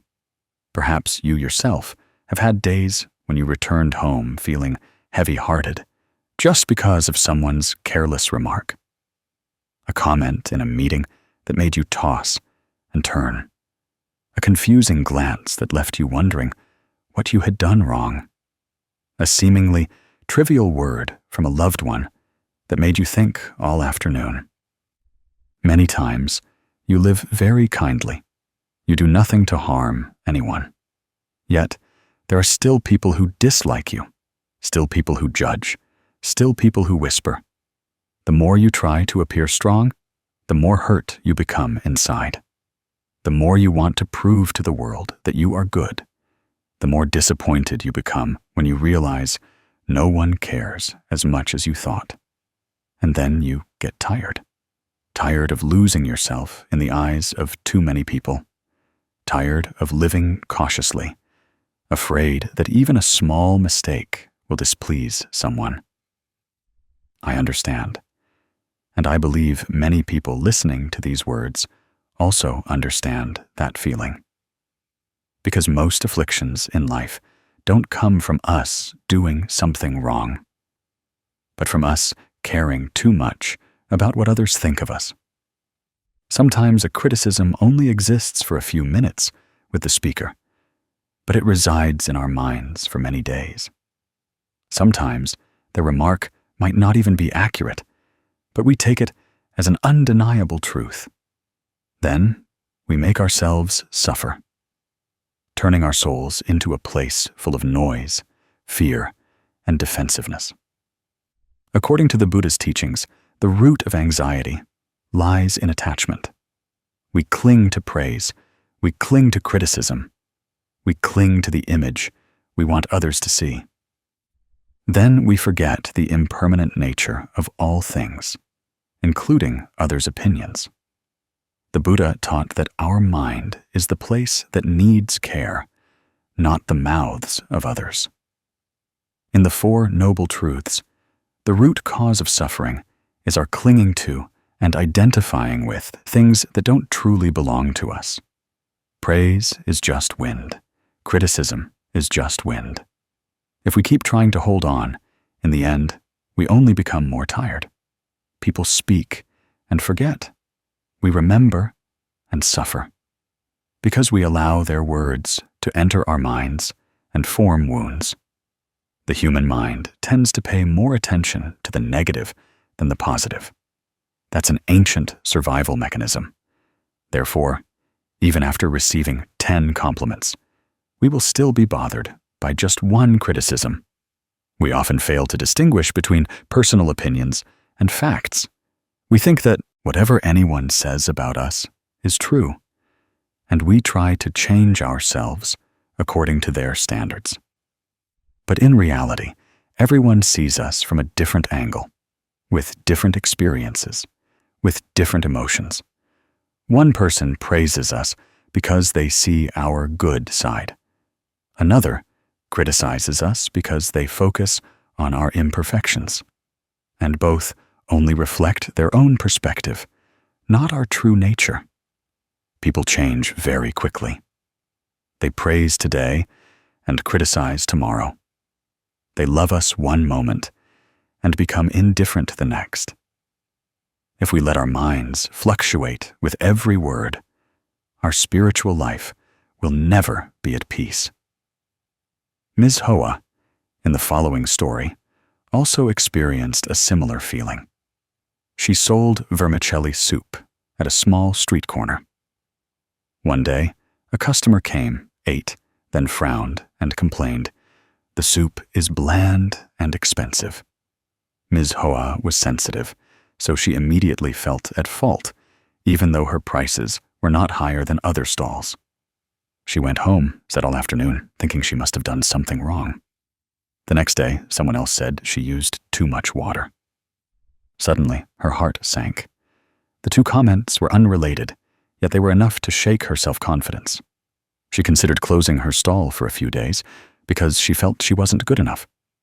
At that moment, her mother gently said, "People say things and forget, but you remember and suffer." A simple sentence, but it illuminated a dark corner in her heart. She suddenly understood that she couldn't please everyone. She also realized that those who criticized her might just be strangers. They spoke, then left, but she hurt herself by holding on to their words for too long.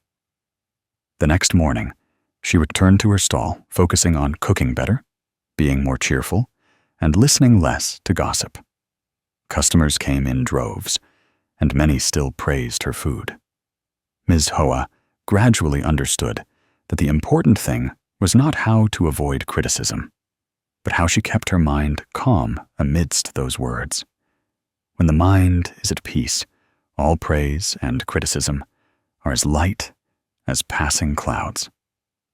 In the Dhammapada, the Buddha taught that if someone offers you something bad and you don't accept it, that bad thing still belongs to them. People can say anything, but words only become arrows when we allow them to pierce our hearts. The Buddha was once insulted by non-believers, but he remained silent, When asked why he didn't reply, he just smiled and said, "What benefit is there in accepting a gift you do not wish to receive?" It's like a person sending a letter.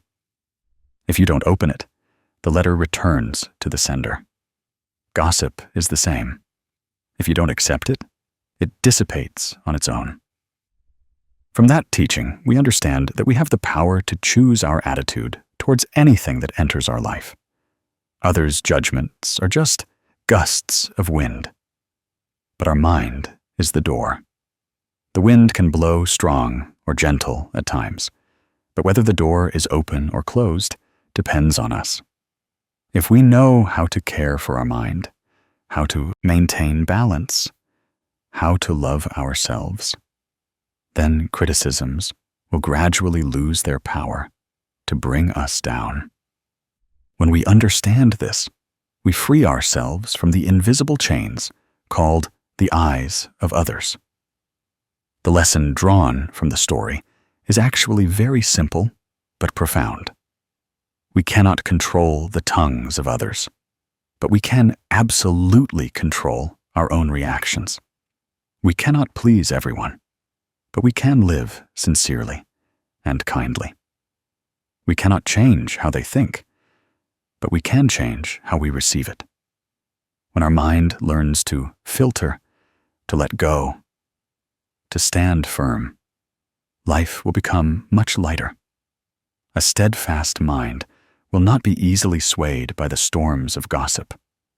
A heart that understands itself will not be shaken by the judgments of others.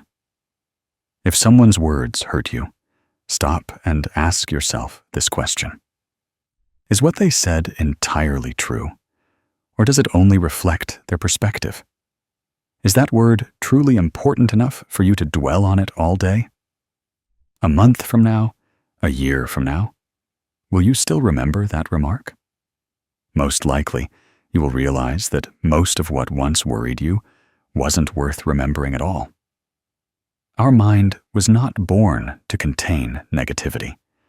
Our mind was born to love, to understand, to experience life. So, open that space for good things, and don't fill it with idle chatter. In daily life, you can practice listening with a calm mind. That means when someone says something unpleasant about you, try to see it just as a sound passing by. Don't label it. Don't overthink it.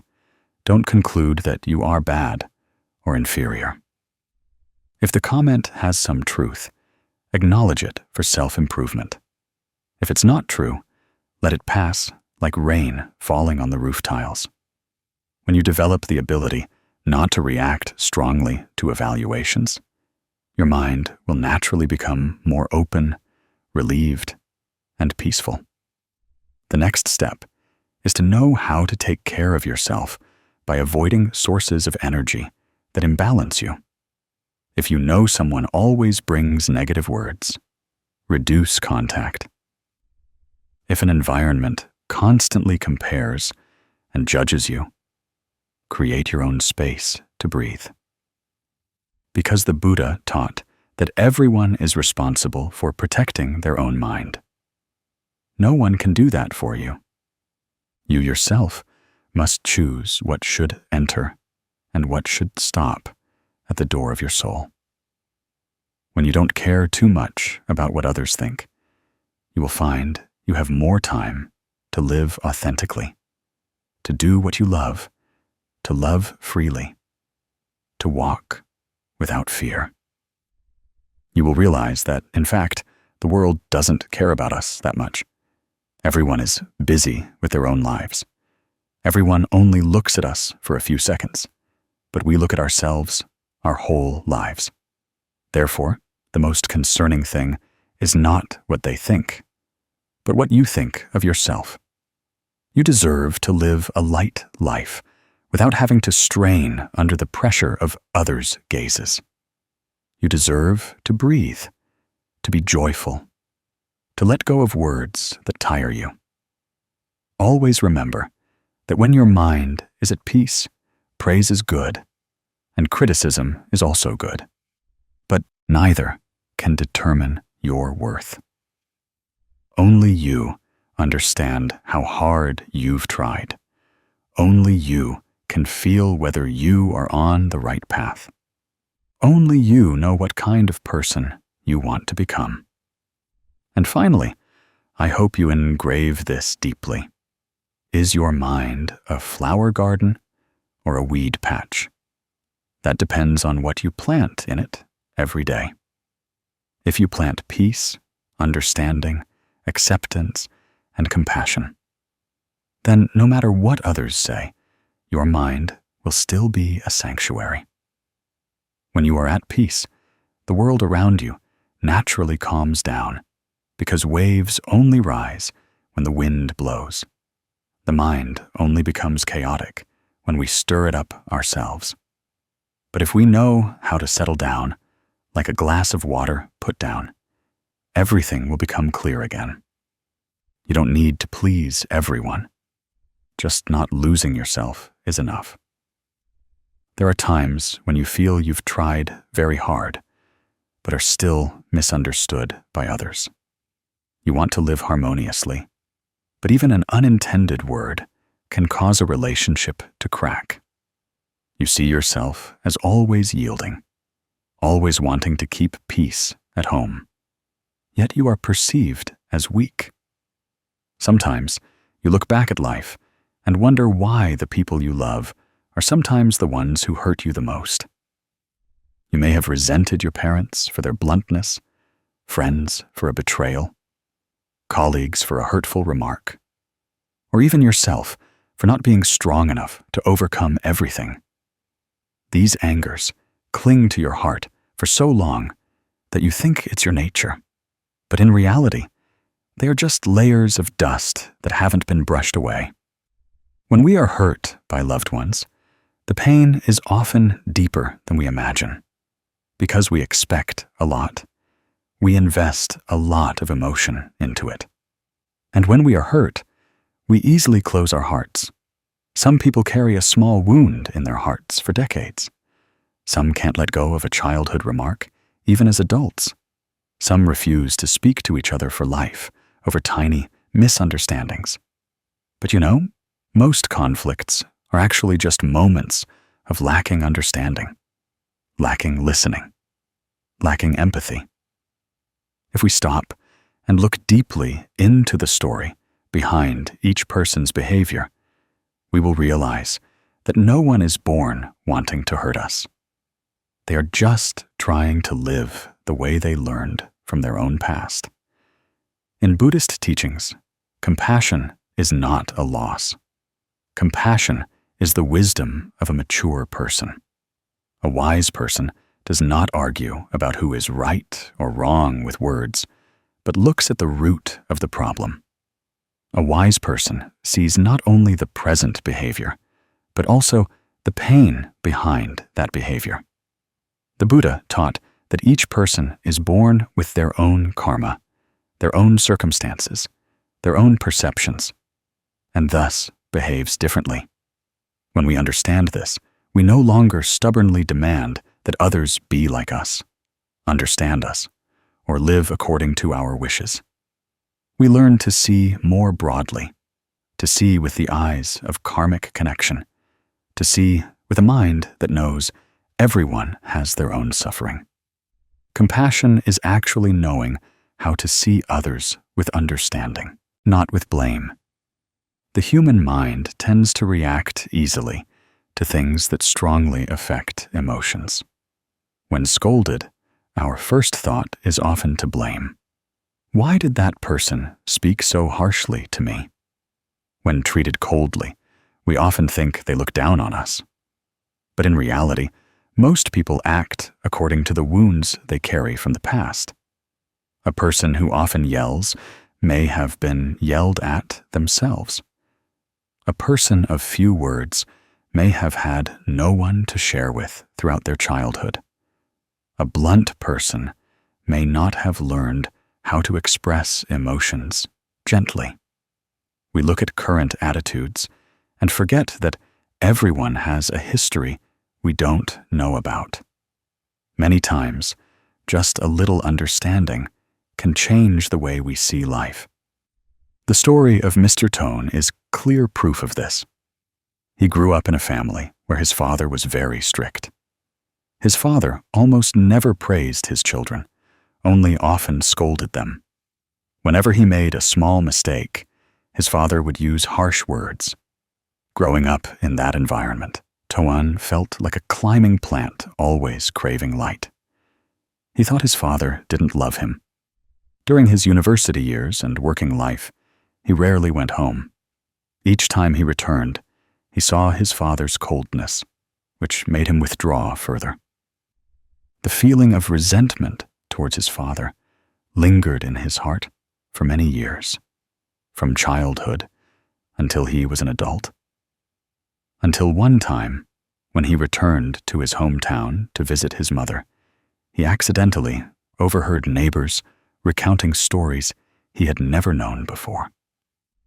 They said his father used to work as a carpenter from morning till night.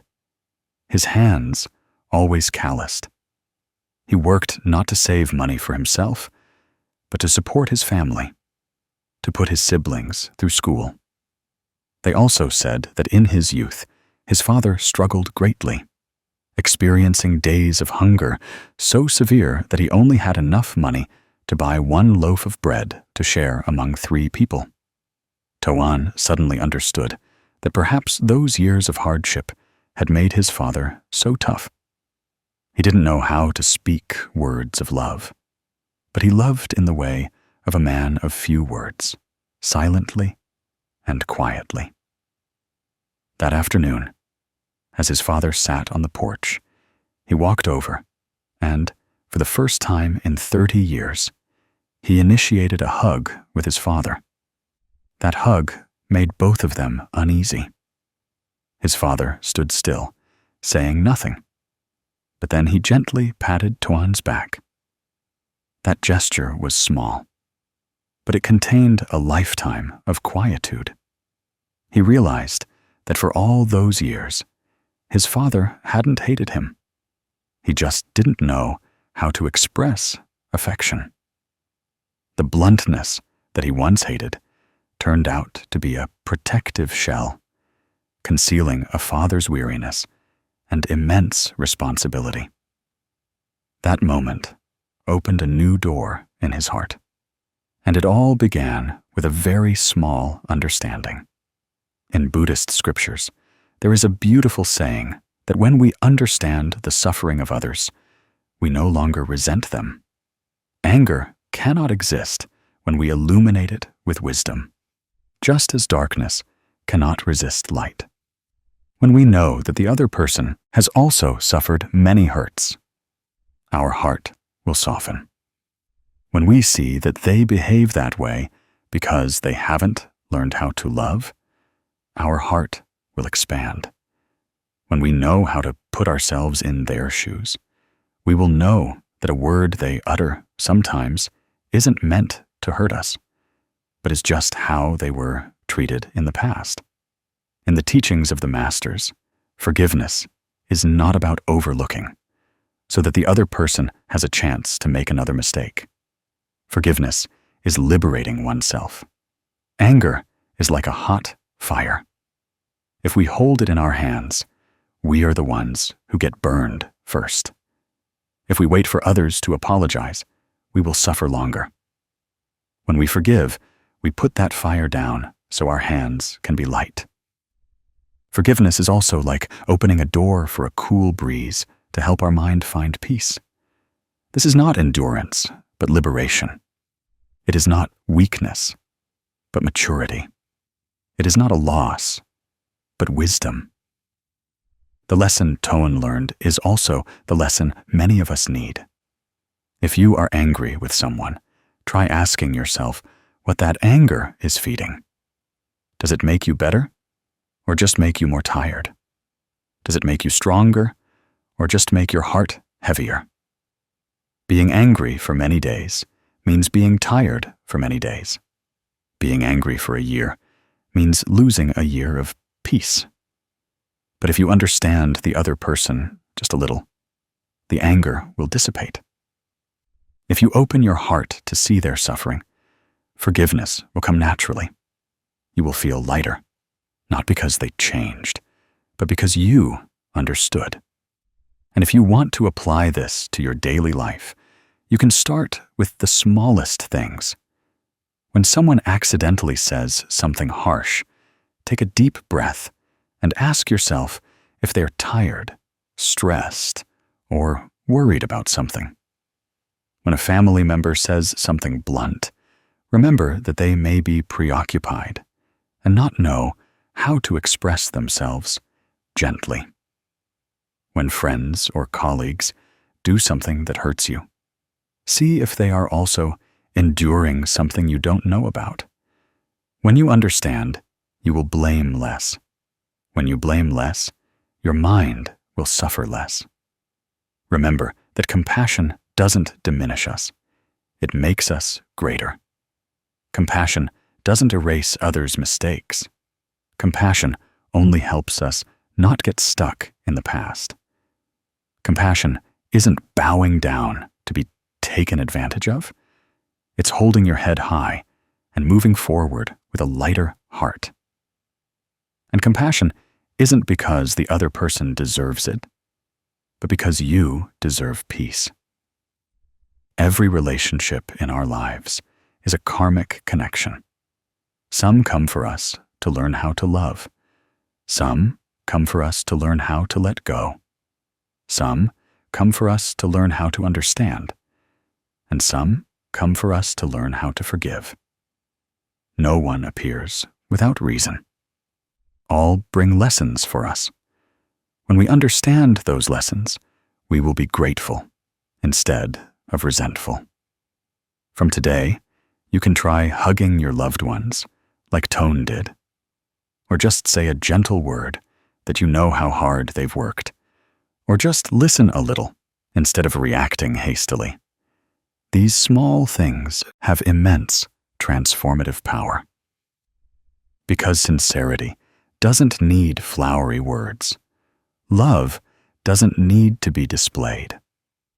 Understanding and compassion sometimes lie in just a glance, a question, a gentle touch.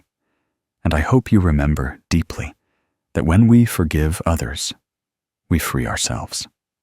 You cannot change the past, but you can change your feelings about the past. You cannot control others' actions, but you can control your own attitude. You cannot prevent anyone from hurting you, but you can choose not to hold that hurt in your heart. When you understand this, the door to peace will open, not from the outside, but from your own heart.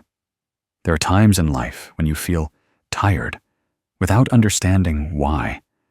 Everything is fine, but inwardly you still feel heavy, as if carrying a backpack full of stones.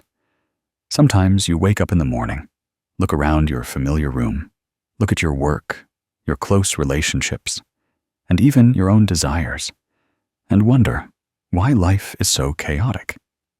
You try to be better, try to earn more, try to please more people, but the more you do, the more troubled your mind becomes, the more confused your head, and the more your heart is filled with invisible pressures.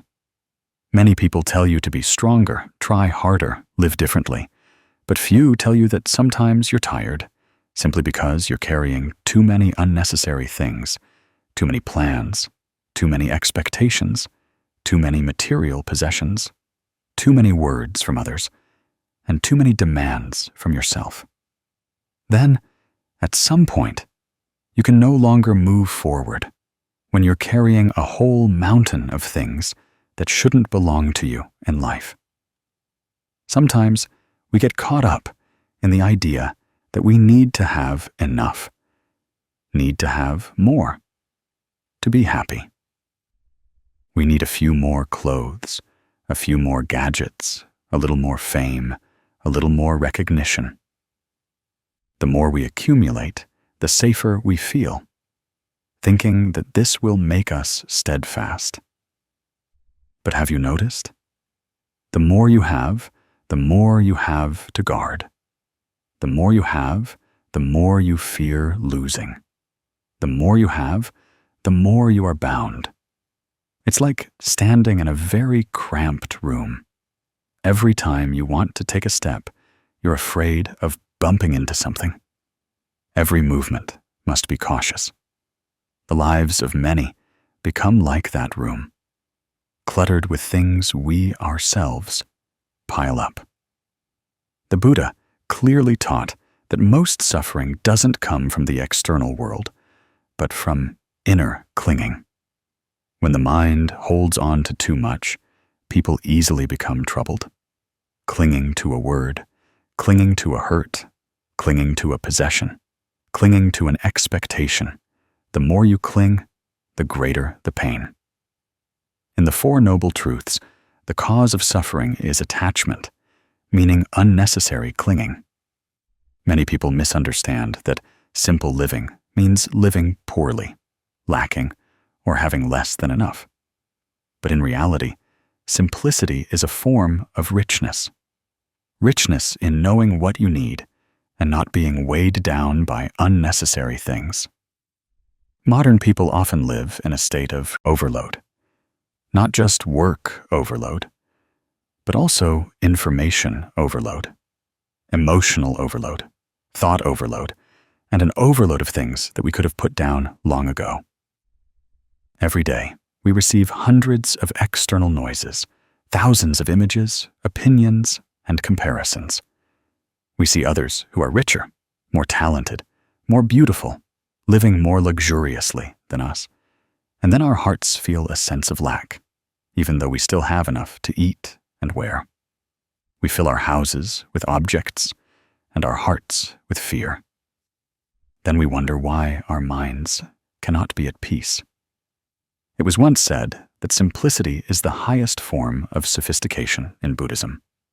That sophistication lies in knowing how to choose, how to discard unnecessary things to keep what is truly important.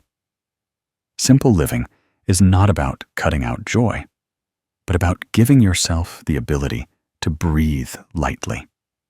When the mind has fewer things to remember, fewer things to hold on to, we have enough space to see ourselves clearly and see life clearly. Many people complain that they are easily confused, easily pressured, but they don't realize that the biggest reason is that they carry too many things inside that they don't even need. Like a computer with too many windows open at once, no matter how powerful it is, it will slow down. Humans are the same. Our thoughts are energy, and the more that energy is scattered, the weaker it becomes. When we keep holding on to unimportant things, we deplete our own mental strength. Human psychology, when faced with old things, sentimental items, familiar habits, often gives rise to a feeling of nostalgia.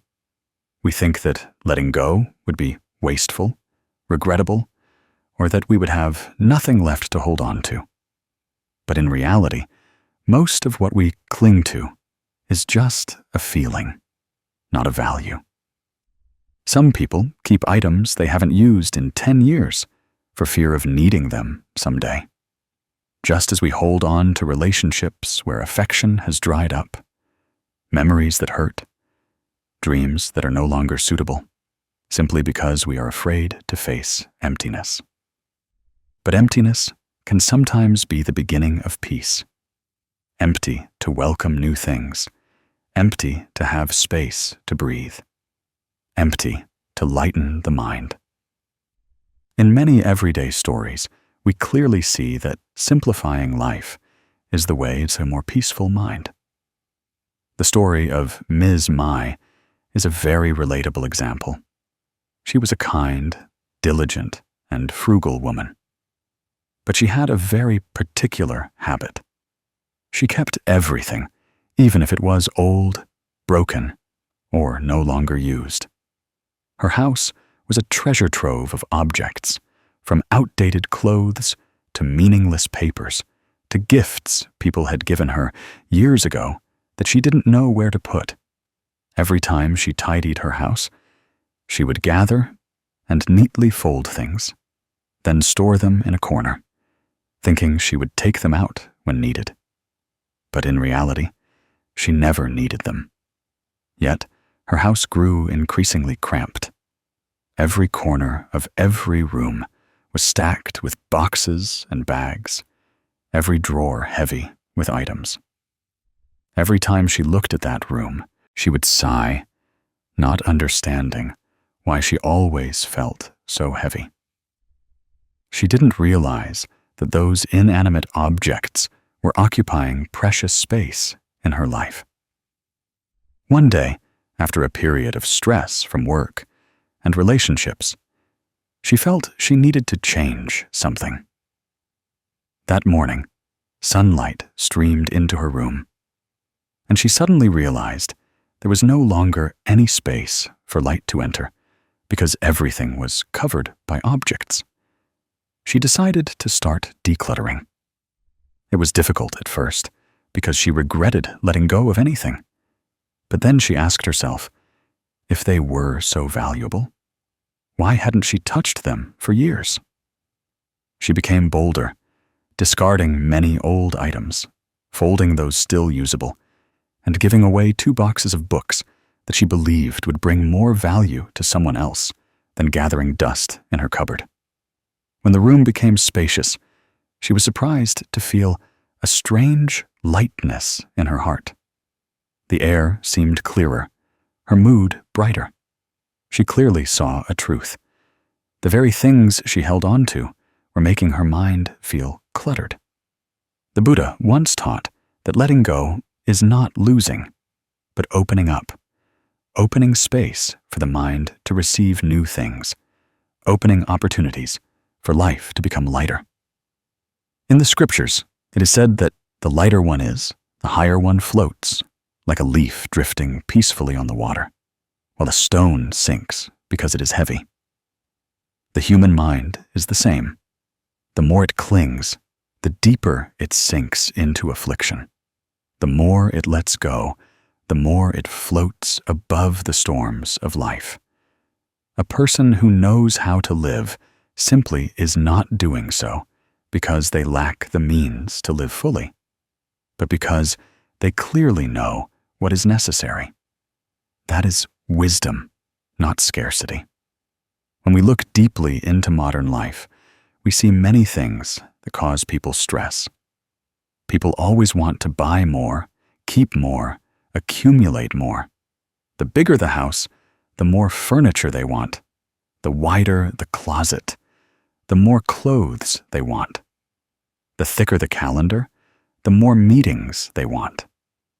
But when everything is too full, the heart feels empty. Empty because there is no longer space for happiness to bloom. Simple living is an art.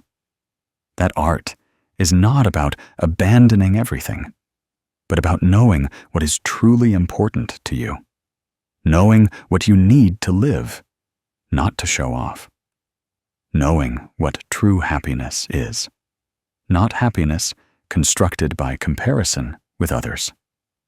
The lesson from Ms. Mai's story shows us that many times we think we need to keep many things.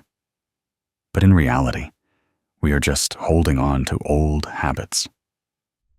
A person with a steadfast inner self will not let objects or material possessions control their emotions.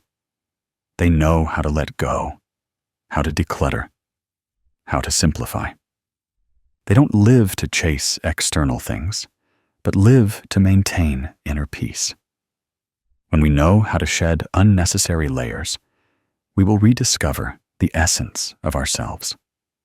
Simple living is the foundation for a tranquil soul. When the outside is tidy, the inside will be clearer. The Buddha taught that when the mind is at peace, the environment is at peace. To have a peaceful mind, first we must learn to discard unnecessary things, from unnecessary thoughts, others' words, worthless objects, to past sorrows. all can be put down if we allow ourselves to do so. Forgiving ourselves for having held on to too much is the first step towards lightness. Then, gradually, we learn not to take in unnecessary things anymore. This is mindful living, where we live with selection and cherish every moment. The healing message here is very clear. A little less makes life lighter. When you find life too complicated, ask yourself what you are holding on to that you don't need to keep. An old book, a worn-out relationship, an expectation that no longer fits, an old version of yourself. You can put them down at any time. When a room is tidied, light naturally streams in. When the heart is cleansed of afflictions, peace will naturally find its way in. Start with a very small thing. Tidy a corner of a room, clear an old thought. Let go of an obsession that has followed you for too long. When you do that, you are creating new space for happiness to enter. Simple living is living more deeply with true values. It is knowing how to smile when you have less, but your heart expands. It is understanding that peace does not lie in owning many things, but in the ability to put down unnecessary things. And from those very small things, you will find life as light as a flower petal. Perhaps you have often sat quietly alone and wondered why time passes so quickly. Just yesterday, you were a child running around a small alley. Yet now, you carry so many responsibilities on your shoulders. Work to worry about, family to worry about, future to worry about. Sometimes, you haven't even had a chance to feel a day pass before it's already dark. There are days when you step out of the house and immediately feel a heaviness in your heart, knowing today will be another day revolving around busyness, pressure, and tasks endlessly following one another. You want to rest for a bit, but fear falling behind. You want to live slowly, but life seems to urge you to run even faster. Then there are times when you look at your loved ones, seeing your parents age day by day, your children grow little by little, and you feel a lump in your throat because you know time never comes back. Sometimes you feel like you're living, but not truly living, as if you will always have to chase something that you yourself cannot name. You want to achieve more, be better, smarter, more successful. Then you forget the simple things right beside you. Sometimes you also feel old, tired, and lonely. You ask yourself why you try so hard but still don't feel enough. Sometimes you look in the mirror and no longer recognize the person in it. You feel estranged from yourself. In such moments, perhaps what you need is not another title, another project, another sum of money, but a minute to stand still and breathe deeply. That is also what Buddhism has taught for thousands of years, that human life is limited, that impermanence spares no one, that everything is changing daily. And if we don't live fully in the present, we will lose many precious things that can never be recovered. In Buddhism, impermanence is not meant to make us afraid, but to remind us to cherish every breath. Knowing that life is a short journey, we will no longer cling too much to fleeting things. We will no longer harbor resentment for long. We will no longer want to compete with life. We will no longer want to run so fast that we don't even see the flowers blooming by the roadside. Impermanence is the bell that reminds us that every passing minute is priceless. The Buddha once said that the present moment is the only thing we truly have. The past has passed. The future has not yet arrived. Only this moment is real. But people often lose this moment by constantly thinking about tomorrow or regretting yesterday. Then we live like someone walking in the dark, unable to feel the light right in front of us. When caught in the whirlwind of busyness, we are easily swept away, forgetting the most important thing, ourselves. Many people pour all their heart and effort into work, into their careers, into external things, only to realize one day that they have neglected their family, their youth, their health, and even their own moments of peace. We think that if we just try a little harder, life will be stable. But in reality, life doesn't wait for us to be ready to continue. It just flows, regardless of how busy we are. Human psychology is often drawn by fear. Fear of not succeeding, fear of not having enough money, fear of not being recognized, fear of not being as good as others, fear that one day what we have will be lost. These fears make us keep running without daring to stop, like someone swimming in a strong current, afraid that if they stop, they will be swept away. But we forget that many times stopping is precisely what helps us find a safe point to move forward. Busyness is not always good. Excessive busyness leaves the mind no time to settle. When the mind doesn't rest, people easily become tired, irritable, and exhausted. From there, relationships also gradually crack. Have you noticed that when we are overly busy, the people we love are the ones we tend to forget most easily? We might reply to a client immediately, but are slow to answer a simple question from our child. We might nod immediately when our boss gives us a task, but refuse an invitation to dinner from our parents. We might spend hours perfecting a report, but can't spare 10 minutes to talk to our loved one. Many people think that family is always there. Loved ones are always there. They can wait. But time waits for no one. Some people we think will be there our whole lives, but in the blink of an eye, they have aged. Some moments we think we'll get back later, but in reality, they only happen once. The story of Mr. Howe is a very clear illustration of this. He was the breadwinner of his family, so he always felt he had to work very hard to provide for his wife and child. Every day he left early and returned late. Dinner was often just instant noodles. He wanted to finish work so he wouldn't feel pressured tomorrow. He loved his daughter, but had almost no time to play with her. He thought that in a few years, everything would stabilize, and then he would have time to make up for it. But children cannot wait to grow up again.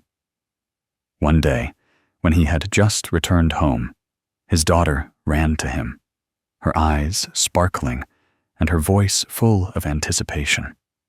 She asked him, "Dad, can you play with me for 10 minutes?" But because his work was unfinished, he refused. The little girl nodded and quietly went into her room. He didn't pay attention, thinking that children forget easily. But a few months later, when the teacher asked each student to write an essay about their wish, his daughter wrote, "I wish Dad could play with me just once." Just one simple sentence, but it made his whole world feel like it collapsed. He reread it, tears falling onto the small page. That was when he realized that for all those years, he had worried about many things, but had forgotten the most important one. He forgot that his daughter only needed a very small thing that he couldn't give her. The next day, he took a day off work and took his daughter to the park. They sat together on the grass, ate ice cream together, and played on the slide together. These were just ordinary activities, but for him, they were more valuable than any success. He realized that time with his child was not something to wait for later, because his child's time was now, and that was the day he would remember for the rest of his life. In the scriptures, the Buddha taught that the most important thing is not to live long, but to live deeply. To live deeply means to live fully in every moment. When eating, know that you are eating. When walking, know that you are walking. When with loved ones, your heart is not distracted by external things. When working, give your all. But when resting, truly rest. That is slow living. Slow here doesn't mean sluggish, but mindful, not letting the mind be pulled away by meaningless things. There is a beautiful scripture verse that says, "A single moment of anger can burn down a forest of good deeds." This reminds us that anger only causes us to lose energy and waste time. Resentment, competition, disputes, all become meaningless when we realize how short human life is. People often only see the value of time when they have lost it. But we don't need to wait until we lose a loved one, an opportunity, or a precious moment to appreciate presence. We can start today by slowing down a bit. The biggest lesson from this topic is realizing that human life is finite. When we know life is finite, we will no longer want to hold on to grudges. When we know life is finite, we will understand that arguments sometimes only hurt each other and bring no benefit. When we know life is finite, we will cherish every hug, every meal, every conversation.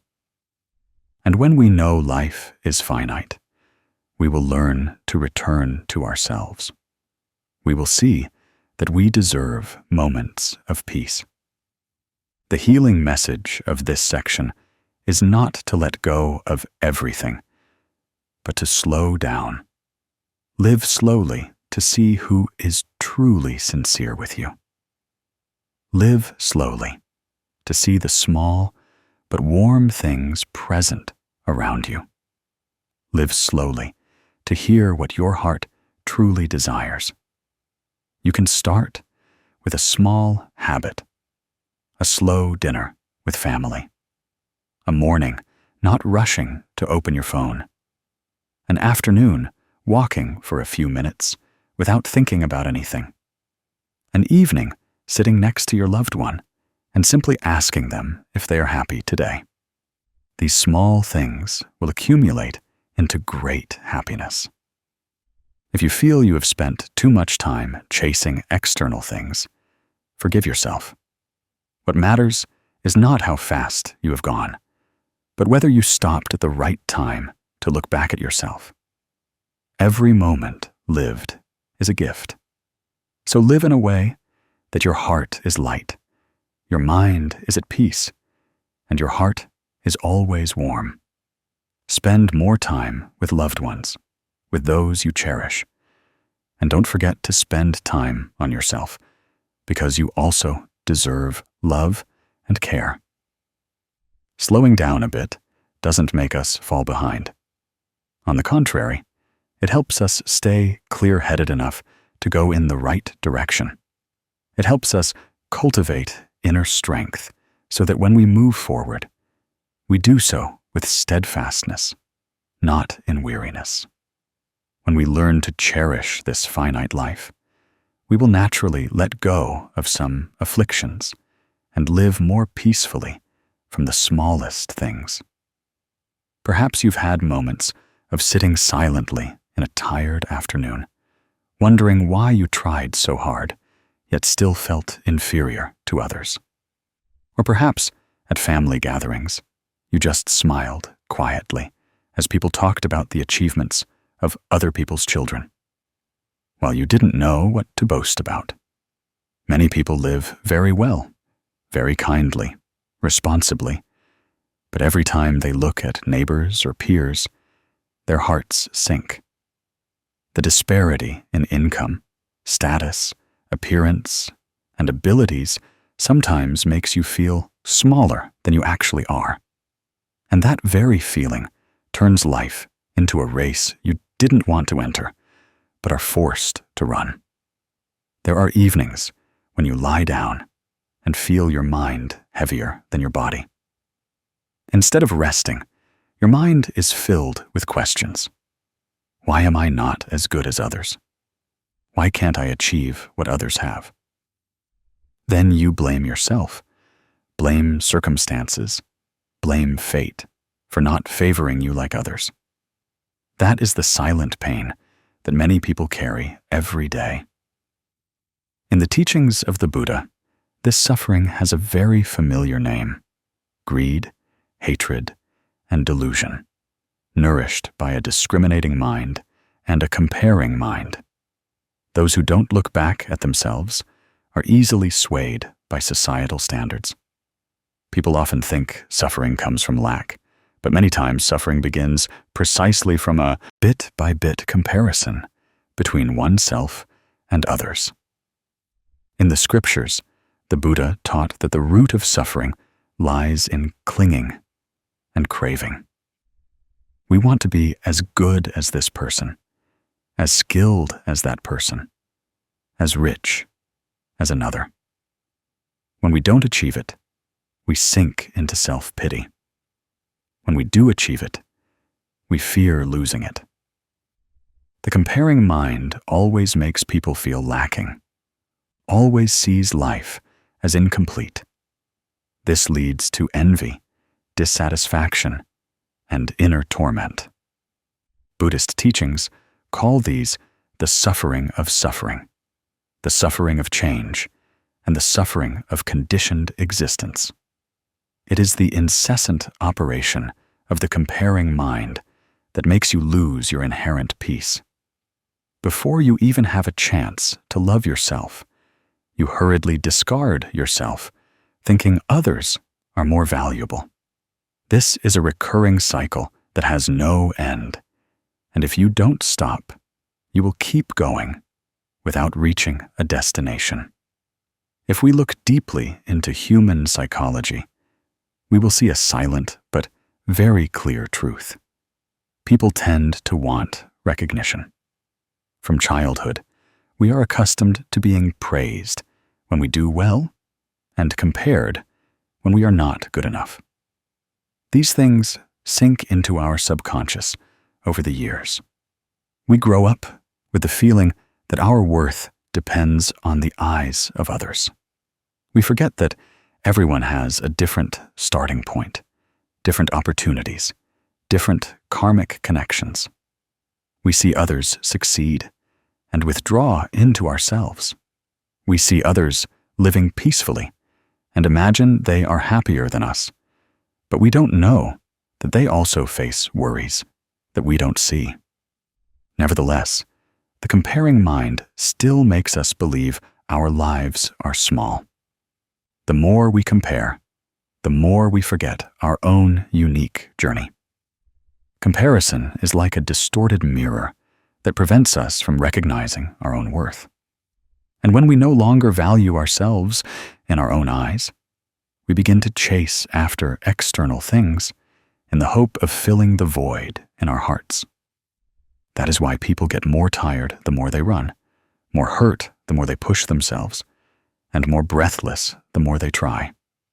They don't run to move forward, but run out of fear of being left behind. In an ordinary family, the story of two brothers, Tung and Thang, is a very clear illustration of this comparing mind. Tung, the elder brother, worked as a factory worker in a small workshop with a salary, just enough to support his family. Thang, the younger brother, was a good student from childhood, later becoming an engineer working for a large company. Every time the family gathered, people would often ask about their work. Thang would talk about new projects, achievements in his job, and even share plans for promotion. Tung would just smile awkwardly and reply with a few simple sentences. He always felt inferior at every family reunion meal.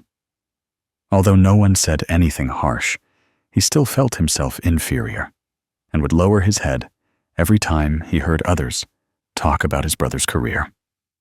One evening, as the family was preparing dinner, his mother suddenly placed a hand on Tung's shoulder and said, "In this house, no one is better than anyone else. Each person has their own life, does necessary and meaningful work. Just as essential as the engineer is, so is the worker." Tung was silent upon hearing this. For a long time, he had lived with a feeling of inferiority, forgetting that he too was working honestly, contributing to supporting his family, and living by his own hands. He realized that all this time, his suffering was not because he was inferior to his younger brother, but because he always viewed himself through the standards of others. When he stopped and looked at his true worth, he felt lighter in his heart. And from that day on, Tung lived happily with his own life. He no longer forced himself to become someone else. He didn't need to chase after the success that society defined. He just needed to do his job well and keep his mind at peace. This is very close to the teaching in the Anguttara Nikaya that he who knows contentment is the richest person. The Buddha did not teach us to abandon development or effort. He only reminded us that happiness does not come from having much or little, but from being content with what we have and what we are doing. A person who knows contentment, no matter what their circumstances, will feel peaceful and happy.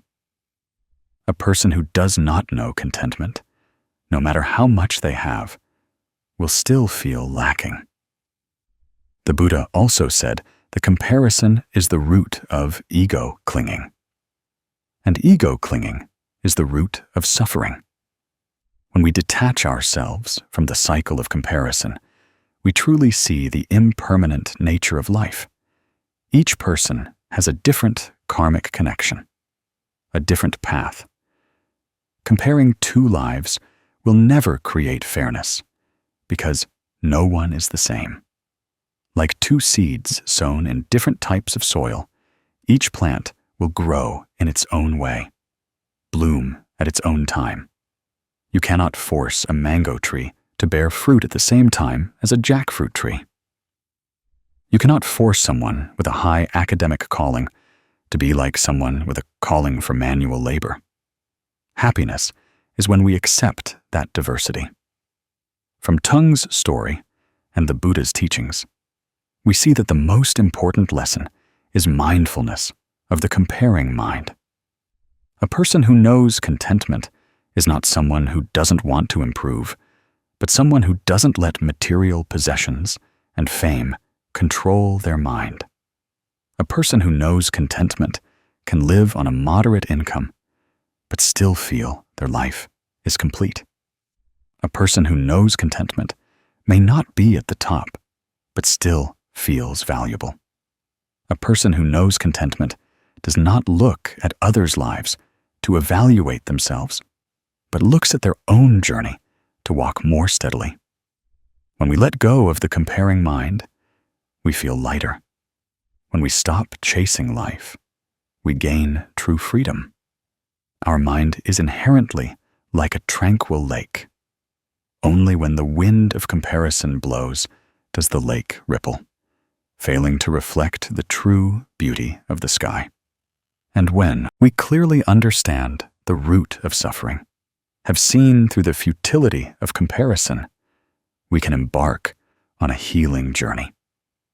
The first thing you can do is to look back at yourself with appreciation. Ask yourself what you have been through, how much you have tried, how much pain you have overcome to get to today. Don't forget that some people may have had better conditions than you from the start, while you had to travel a much longer and more arduous path. That doesn't make you less valuable. On the contrary, it makes your journey more precious. Next, practice living at your own pace. Every morning when you wake up, instead of comparing yourself to others, see what you can do better today than yesterday. Spend time with the people you love. Understand that happiness does not come from society, but from inner peace. When you live true to yourself, you will no longer need to chase after anyone else. And when you don't have to chase after anyone else, you will hear the true voice of your heart. That is the moment you return to the peace and joy you have long sought. If you allow yourself to stop and cease comparing, you will find your life becomes much lighter. You will see that every step you take has meaning. You will see that what you have is actually far more precious than you ever thought. And when contentment arises in your heart, you will become the richest person, truly embodying the spirit of the Buddha's teachings. Perhaps in life, you've had moments where you felt you treated others well, but didn't receive equivalent kindness in return. Sometimes you help someone from the bottom of your heart, but they doubt your good intentions. Sometimes you speak gently, but in return, you receive indifference. You once loved sincerely, but were misunderstood, were enthusiastic, but exploited, tried to live kindly, but encountered unfavorable situations. Many people, because of a few such hurts, close their hearts. They wonder if kindness is still worthwhile, if helping others still has meaning, if living virtuously truly brings anything good, or if it just leaves them at a disadvantage. These questions arise in the minds of many, especially those who have experienced much sadness in life. But the unfortunate thing is that when we let our hearts become hardened, we lose a pure source of energy that we once prided ourselves on. According to the Buddha's teachings, every good deed generates merit. Every bad thought generates misfortune. Merit is not a gift that arrives immediately, but like a seed sown in the earth. It needs time to sprout, to grow, to become a shade tree that shelters our very lives. Conversely, when we sow bad thoughts, a narrow mind, or anger, it's like sowing a poisonous seed. It will also sprout and bring things that cause us suffering, sometimes without us understanding why. Karma operates in its own silent and just way. What one sows, one will eventually reap. Kindness is never lost. It just returns at a certain time and in a certain way that we cannot immediately see. If we look deeply into human psychology, we will see that everyone desires to be treated well, but not everyone is brave enough to offer kindness first. Some people have been deceived, so they are wary. Some have been hurt, so they withdraw. Some are too exhausted to live anything but a narrow life filled with their own worries. Some want to do good, but fear being misunderstood. Some want to help others, but fear being exploited. Some want to be compassionate, but worry about being underestimated. These worries cause people's hearts to increasingly close and make life feel colder. But the more this happens, the more people need kindness. The nature of a good heart is to bring warmth, not just to the recipient, but to the giver themselves. When we do good, our minds become brighter. When we speak kind words, our mouths feel lighter. When we live kindly, our lives are free from lingering regrets and anger. That is a precious blessing that not everyone is fortunate enough to realize. The story of Grandpa Sao and the morning bowl of porridge is a gentle yet profound testament to this. In a small corner of an old alley, Grandpa Sao had been selling steaming hot porridge for many years.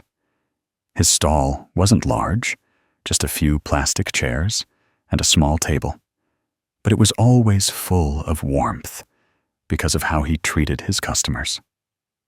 Grandpa Sao often said that selling porridge was also a karmic connection, and every person who visited was a blessing.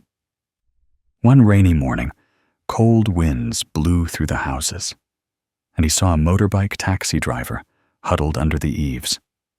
The driver looked pale and shivered from the cold. Grandpa Sao noticed he had been standing there for a long time, but didn't dare to come in. When he called out, inviting the driver to eat a hot bowl of porridge, the driver awkwardly said he didn't have enough money. Grandpa Sao just smiled kindly and said, "Just eat. If you owe me a bowl of porridge, a smile is payment enough." The motorbike taxi driver sat down, his cold hands clutching the steaming bowl of porridge. The fragrant aroma made his eyes red, not just because it dispelled the cold, but also because it dispelled the feeling of shame from someone facing hardship. Grandpa Sao just stood by silently, his heart light, as if what he did was very ordinary. A few months later, feeling better, the driver returned to find him. In his hand was a small bag of fruit. He said that thanks to that bowl of porridge, he had enough strength to continue earning a living. Grandpa Sao just smiled and replied, "Your return is my blessing." Those words were simple yet profound, for they fully contained the spirit of generosity that the Buddha taught. When we do good, we don't expect anything in return. But if the conditions are right, merit will find its way to us. Sometimes, merit is a small gift. Sometimes it's a smile. Sometimes it's a returning customer. Sometimes it's the peace in our own minds. If we examine the scriptures, we will find similar teachings repeated many times. In the Dhammapada, the Buddha taught, "A good mind brings dvaisuhound blessings, a bad mind brings misfortune. One who does good is like walking in a pleasant fragrance. The fragrance is carried by the wind, but the fragrance of good deeds follows the doer forever. One who does evil is like walking in dirt. Even if no one sees, the dirt still clings to the body." The Buddha also taught that no good deed is small. A smile can help someone feel less sad for the day. A kind word can help someone overcome annoyance. A gentle action can help someone regain faith. These seemingly small things are actually seeds of good karma sown in the soil of life. With enough sun and rain, they will become harvests of peace and joy. And from the story of Grandpa Sao, we can easily draw very relatable lessons. Good deeds don't need to be grand. You don't need to perform great actions to create merit. A gentle word, a moment of yielding, an act of empathy, an act of forgiveness, an act of helping someone weaker, all are seeds sown. Those who do good often don't receive immediate gratitude, but they do receive immediate peace of mind. A kind heart helps one sleep soundly. A clear mind helps one worry less. When one carries no ill will, life naturally becomes more expansive. A small, good deed can change another person's destiny, even change an entire phase of their life. And in times of suffering, it is often the good deeds of the past that become blessings protecting us through it. More importantly, kindness is not about proving oneself good. Kindness is about nurturing oneself. When you treat others well, you are the one who finds peace. When you live gently, you are the one who sleeps soundly. When you smile, you are the one whose heart is lighter first. Whether others accept it or not is their business. But once you have sown kindness, merit has already begun to grow in your heart. Just like watering a tree. Some trees bloom immediately. Some trees need a season to grow. Some trees take longer, but bear sweeter fruit. Life operates in this way. Everything takes time. Merit is the same. What matters is not what we will receive in return, but what we have given. If you want to heal yourself, start with small acts of kindness. Every morning when you wake up, smile to lighten your heart. When you encounter someone difficult, choose to speak a softer word, so as not to hurt them and not to burden your own heart. When you see someone in need, help within your ability. When you see someone sad, sit with them. Sometimes you don't need to do anything. Just being present is enough. And when you feel life is too tiring, remember that doing good is the quickest way to make your mind bright again. Kind people may face difficulties, but they rarely feel lonely, because wherever there is a good heart, there is light. Those who sow good deeds reap peace and joy. Those who harbor evil reap suffering. This is a natural law, and it is what the Buddha taught thousands of years ago. If you walk on the path of kindness, you will realize that your own sorrows also become lighter. Because when the mind extends outward to help others, there is no longer enough room to nurture unnecessary afflictions. When people know how to love, their minds become more expansive. When the mind is more expansive, worries no longer have a place to cling. That is called inner blessing. And it is this inner blessing that sustains us through the most difficult days. Kindness is never a disadvantage. Kindness is a form of capital that grows the more you give. Kindness is a kind of blessing that grows the more you sow. And kindness is a form of beauty that time cannot fade. If every day you do a small act of kindness, your life will change. If every day you live with a gentle heart, your inner self will shine.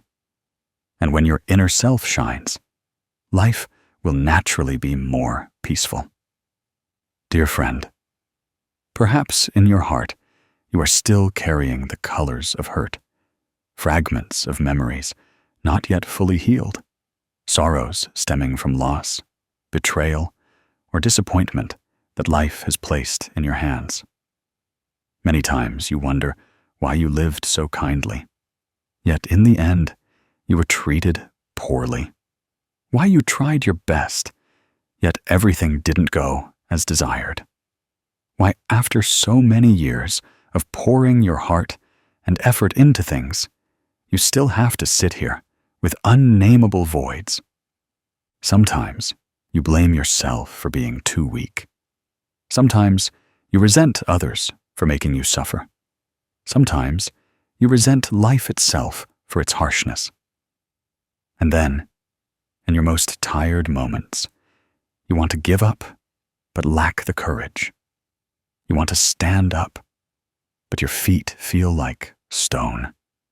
You want to open your heart, but it fears being hurt one more time.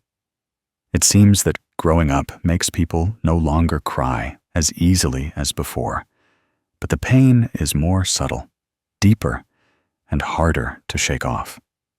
An adult's sorrow doesn't burst into tears, but smolders like a spark under ashes. It looks like it's cooled, but just a gust of wind can make it flare up again. I understand that feeling, because anyone who lives long enough has experienced days when it feels like the whole world has turned its back on them. But do you know, precisely those moments you think are the darkest are often the times when the seed of growth within you begins to sprout. What changes you is not age, but the ability to look inward and understand what is happening in your mind, just as the Buddha taught that all suffering can be transformed if we are willing to turn inward and observe our inner self. Because suffering arises from the mind, it must also be undone from the mind.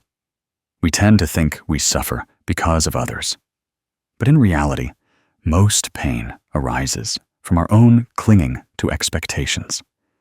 We expect them to love us the way we love them. We expect them to understand us.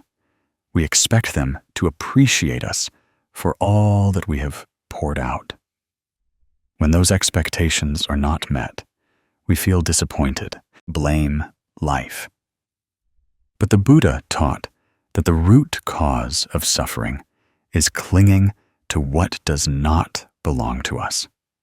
When we try to control what cannot be controlled, life will slap us with harder blows than anyone else. And it's not giving up, but stopping to see the truth. Transformation is not forgetting, but looking back to understand where we need to grow. Growth is not being strong to the point of having no emotions, but knowing how to smile even when the heart has been shattered. And to help you better visualize the journey of acceptance and transformation, I want to tell you the story of a girl named Vi, who experienced the pain of love that many can empathize with. Vi loved a man for 5 years, giving him all the sincerity she had. She thought they would reach a beautiful ending, but life often doesn't follow the scripts we imagine. One evening, her boyfriend broke up with her, simply saying that they were no longer compatible. No arguments, no clear reason, just a cold statement closing a 5-year chapter. Vi almost collapsed. She blamed him for being heartless, blamed herself for being foolish, and even blamed fate for making her love someone who didn't love her. In the first few months, Vi lived like a shadow. She went to work, but her soul was elsewhere. She ate without knowing what she was eating, slept without knowing when she fell asleep. Some days, she looked in the mirror and didn't recognize herself. Until one night, after crying until her eyes were swollen, Vi opened a diary she had long forgotten. She didn't know why, but she wrote a sentence that changed her entire life. She wrote, "What am I learning from this challenge?" After putting that question on the page, Vi sat still for a long time. For the first time, she didn't blame anyone anymore. She just wanted to understand herself. Vi realized that throughout their relationship, she had been too dependent on him. She saw him as the reason for her joy and sorrow. She let her mood drift with his attitude. She thought love meant putting all her happiness in someone else's hands. When he left, her life felt like a crucial part had been taken away. Gradually, Vi understood that the pain didn't just come from losing a person, but also from her not knowing how to love herself. When she realized that, she began to change. She enrolled in a skills course she had always wanted to pursue, but had neglected. She spent time taking care of herself, exercising, learning to cook, reading more. She met with friends, participated in activities she had previously refused simply because her boyfriend didn't like them. A year later, looking back, Vi no longer felt pain. What surprised her most was gratitude.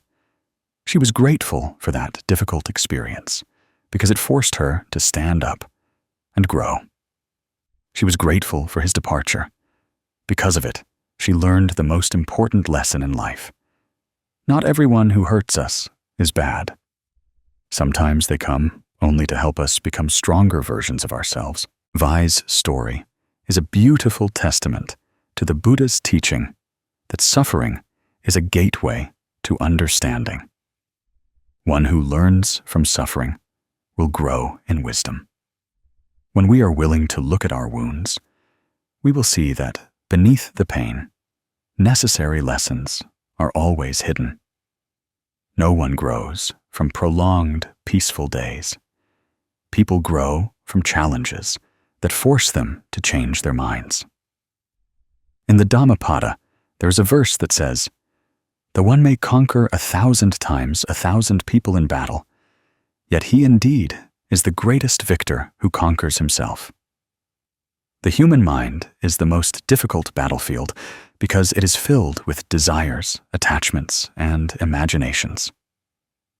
When we learn to observe the mind without hastily chasing emotions, we begin to step onto the path of transformation. Acceptance in Buddhist teachings is not an attitude of resignation. Acceptance is realizing the truth that life is impermanent. What comes must go. What belongs to us will naturally remain. When we see this law, we no longer demand that life operate according to our will. We just quietly cultivate good seeds in our minds, keeping our hearts peaceful to live fully each day. Transformation is the next step after acceptance.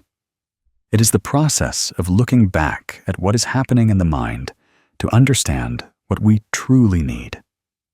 Transformation is letting go of old things to make space for new things to bloom. It's like a room that hasn't been cleaned for a long time. If you keep clinging to worn-out old objects, the room will forever be cramped and messy. But if you are brave enough to discard things that are no longer suitable, you will find the room becomes much more spacious and brighter. Growth is the result of acceptance and transformation. A mature person no longer asks why things happen to them. They ask what they need to learn from what has happened. A mature person no longer blames others for the hurts they caused. They understand that every encounter carries a lesson. Some teach us how to love. Some teach us how to love ourselves.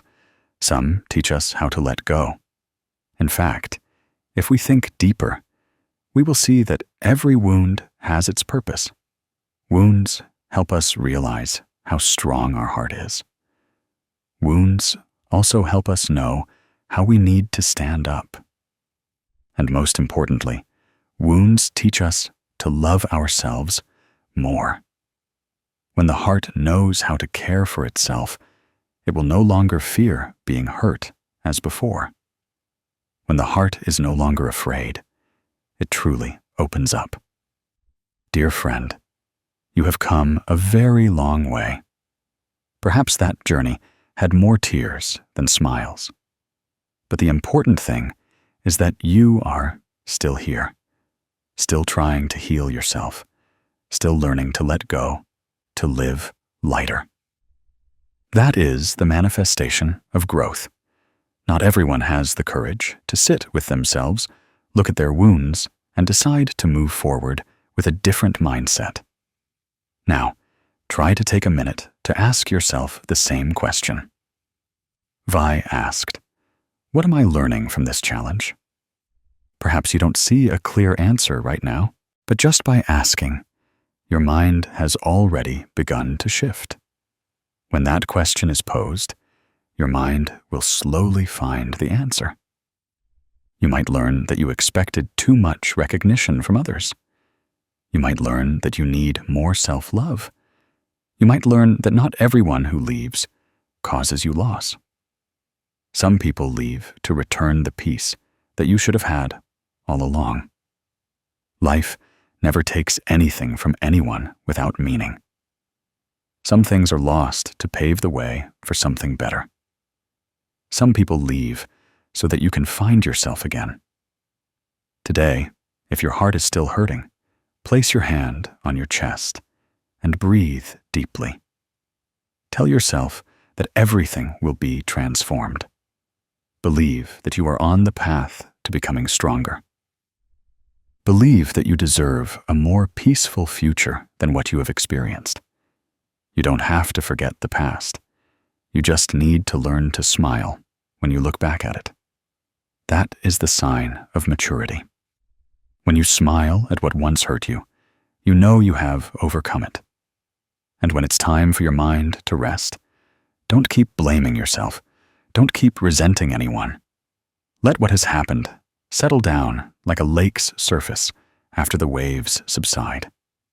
Only when the water is calm can you see the beauty of the sky reflected in it. Similarly, only when your mind is calm can you see the truth and meaning of the events that have passed. From tomorrow, step out into the world with a new mindset. Cherish those who remain. Be grateful for those who have left. And be kind to yourself before being kind to anyone else. When you know how to love yourself, you will no longer fear being hurt. When you are strong enough, you will no longer fear loss. When you are calm enough, you will know that growth is not about age, but about the ability to smile at what once made you cry. You are growing in the most beautiful way. Dear friend, as you listen to this final part, I know that in your heart there may still be many echoes from what life has left behind. Perhaps you have felt disadvantaged, even though you lived very sincerely. Perhaps you have been misunderstood, even though your words had no intention of hurting anyone. Or perhaps you tried to the point of exhaustion, but in the end, still received results that were not as expected. Each of us has our own hidden corners, our own sorrows, and wounds whose weight only we ourselves can understand. You have been through days when just a careless word could make your heart waver. There were times when you just wanted to give up everything to avoid facing pressure. You have asked why you lived well, but life was not good to you. And you have been so tired that you only wished someone would offer a gentle word of comfort so you could stand up. All those feelings are real, and everything you have experienced has value. You are not the only one carrying such sorrows. I understand you and would like to gently hold your hand to walk together to the end of this journey, where peace is no longer something distant, but a door opening from within your own heart. Letting go is not forgetting everything, nor is it turning your back on life. In Buddhist teachings, letting go is returning everything to its rightful place. When we let go of what doesn't belong to us, our mind then has space to receive better things. Many people think that peace is a throne reserved for spiritual practitioners.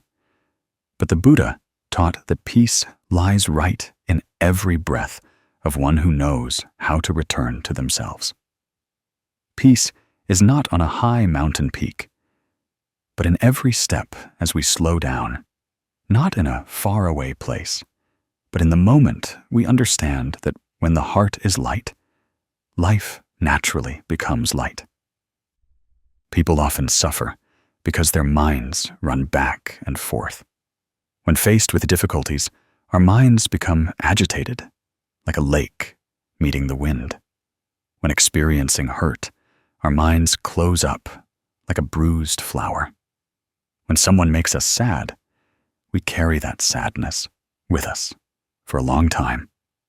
The mind is inherently like clear water, but just a small handful of dirt falling into it is enough to make the water murky. However, if we know how to sit still, how to breathe deeply, that layer of dirt will naturally settle. The water will become crystal clear again, and the mind is the same. When we return to our breath, return to our own body and mind, the afflictions that seemed so chaotic will gradually be resolved. I remember a small story about a middle-aged man who worked as a scavenger. His life was difficult, so his mind was often full of worries. One day, he met an old monk sitting by the roadside. Out of curiosity, he asked how to end suffering. The monk looked at him and simply said, "Take a deep breath, then exhale slowly." The man did as he was told and felt a strange peace. He confusedly asked, "Why do I feel this way?" The monk just smiled and said, "Because in that moment, your mind wasn't running anywhere else. That breath is your refuge. When you know how to return to your breath, you know how to return to yourself." The story is simple, but contains a profound philosophy. Life often doesn't require us to find grand solutions, but merely to return to the very small things we tend to forget. Just one mindful breath is enough to help us regain inner peace. In the Anguttara Nikaya, there is a verse that says, "One who stops will see the path clearly." The path the Buddha referred to is not a physical path, but a path within the mind. When the mind is agitated, we only see suffering. When the mind becomes calm, we see the true nature of all things. And when we understand, we are no longer pulled by trivial matters. The Buddha's words always remind us that life is impermanent. Everything will change, and suffering will pass like clouds in the sky. Every rain will eventually stop. Every sorrow will eventually subside. If we are patient enough to stand still for a moment, we will see the sky clear up again. Many times, we keep chasing after grand things and forget that happiness is actually made up of the smallest things. A warm meal on a tiring day, a check-in from a long-lost friend, a ray of sunlight shining through the window in the early morning, a moment when we know we are alive. If we can recognize these small things, we will feel our hearts gradually lighten. I want to tell you one more story about a young girl named Ha. Ha went through a crisis period when everything in her life seemed to collapse at once. Work was not going well, her boyfriend broke up with her, and family issues arose. Ha said she felt like she was standing in the middle of a big storm with nowhere to cling. One day, in her exhaustion, Ha sat by the window and saw a leaf fall onto the porch. Just that small leaf made Ha burst into tears. Not because the leaf was special in any way, but because Ha realized that she had never truly seen a falling leaf before. She ran too fast. She carried too much. She rushed so much that she didn't have time to truly live. From that day on, every morning Ha spent a few minutes sitting still, just breathing and watching life gently pass before her eyes. She didn't try to change anything grand. She just learned to return to the present moment. After a few months, her mind was lighter. Her work gradually stabilized. Her family had positive changes, and she rediscovered herself in a peace she had never known before. Ha's story is a reminder that peace does not lie in achieving something, but in the ability to stop and feel what is already there. The Buddha taught that one who knows contentment will always feel rich. Contentment here doesn't mean doing nothing, but not letting the heart feel lacking, no matter how many changes occur in life. Dear friend, before we conclude this journey, I want to invite you to return to your own breath. Place one hand on your chest, one hand on your abdomen. Inhale deeply, feeling the cool, fresh air enter your body. Then exhale very gently, letting all tension in your body gradually dissolve with that breath. Try one more breath.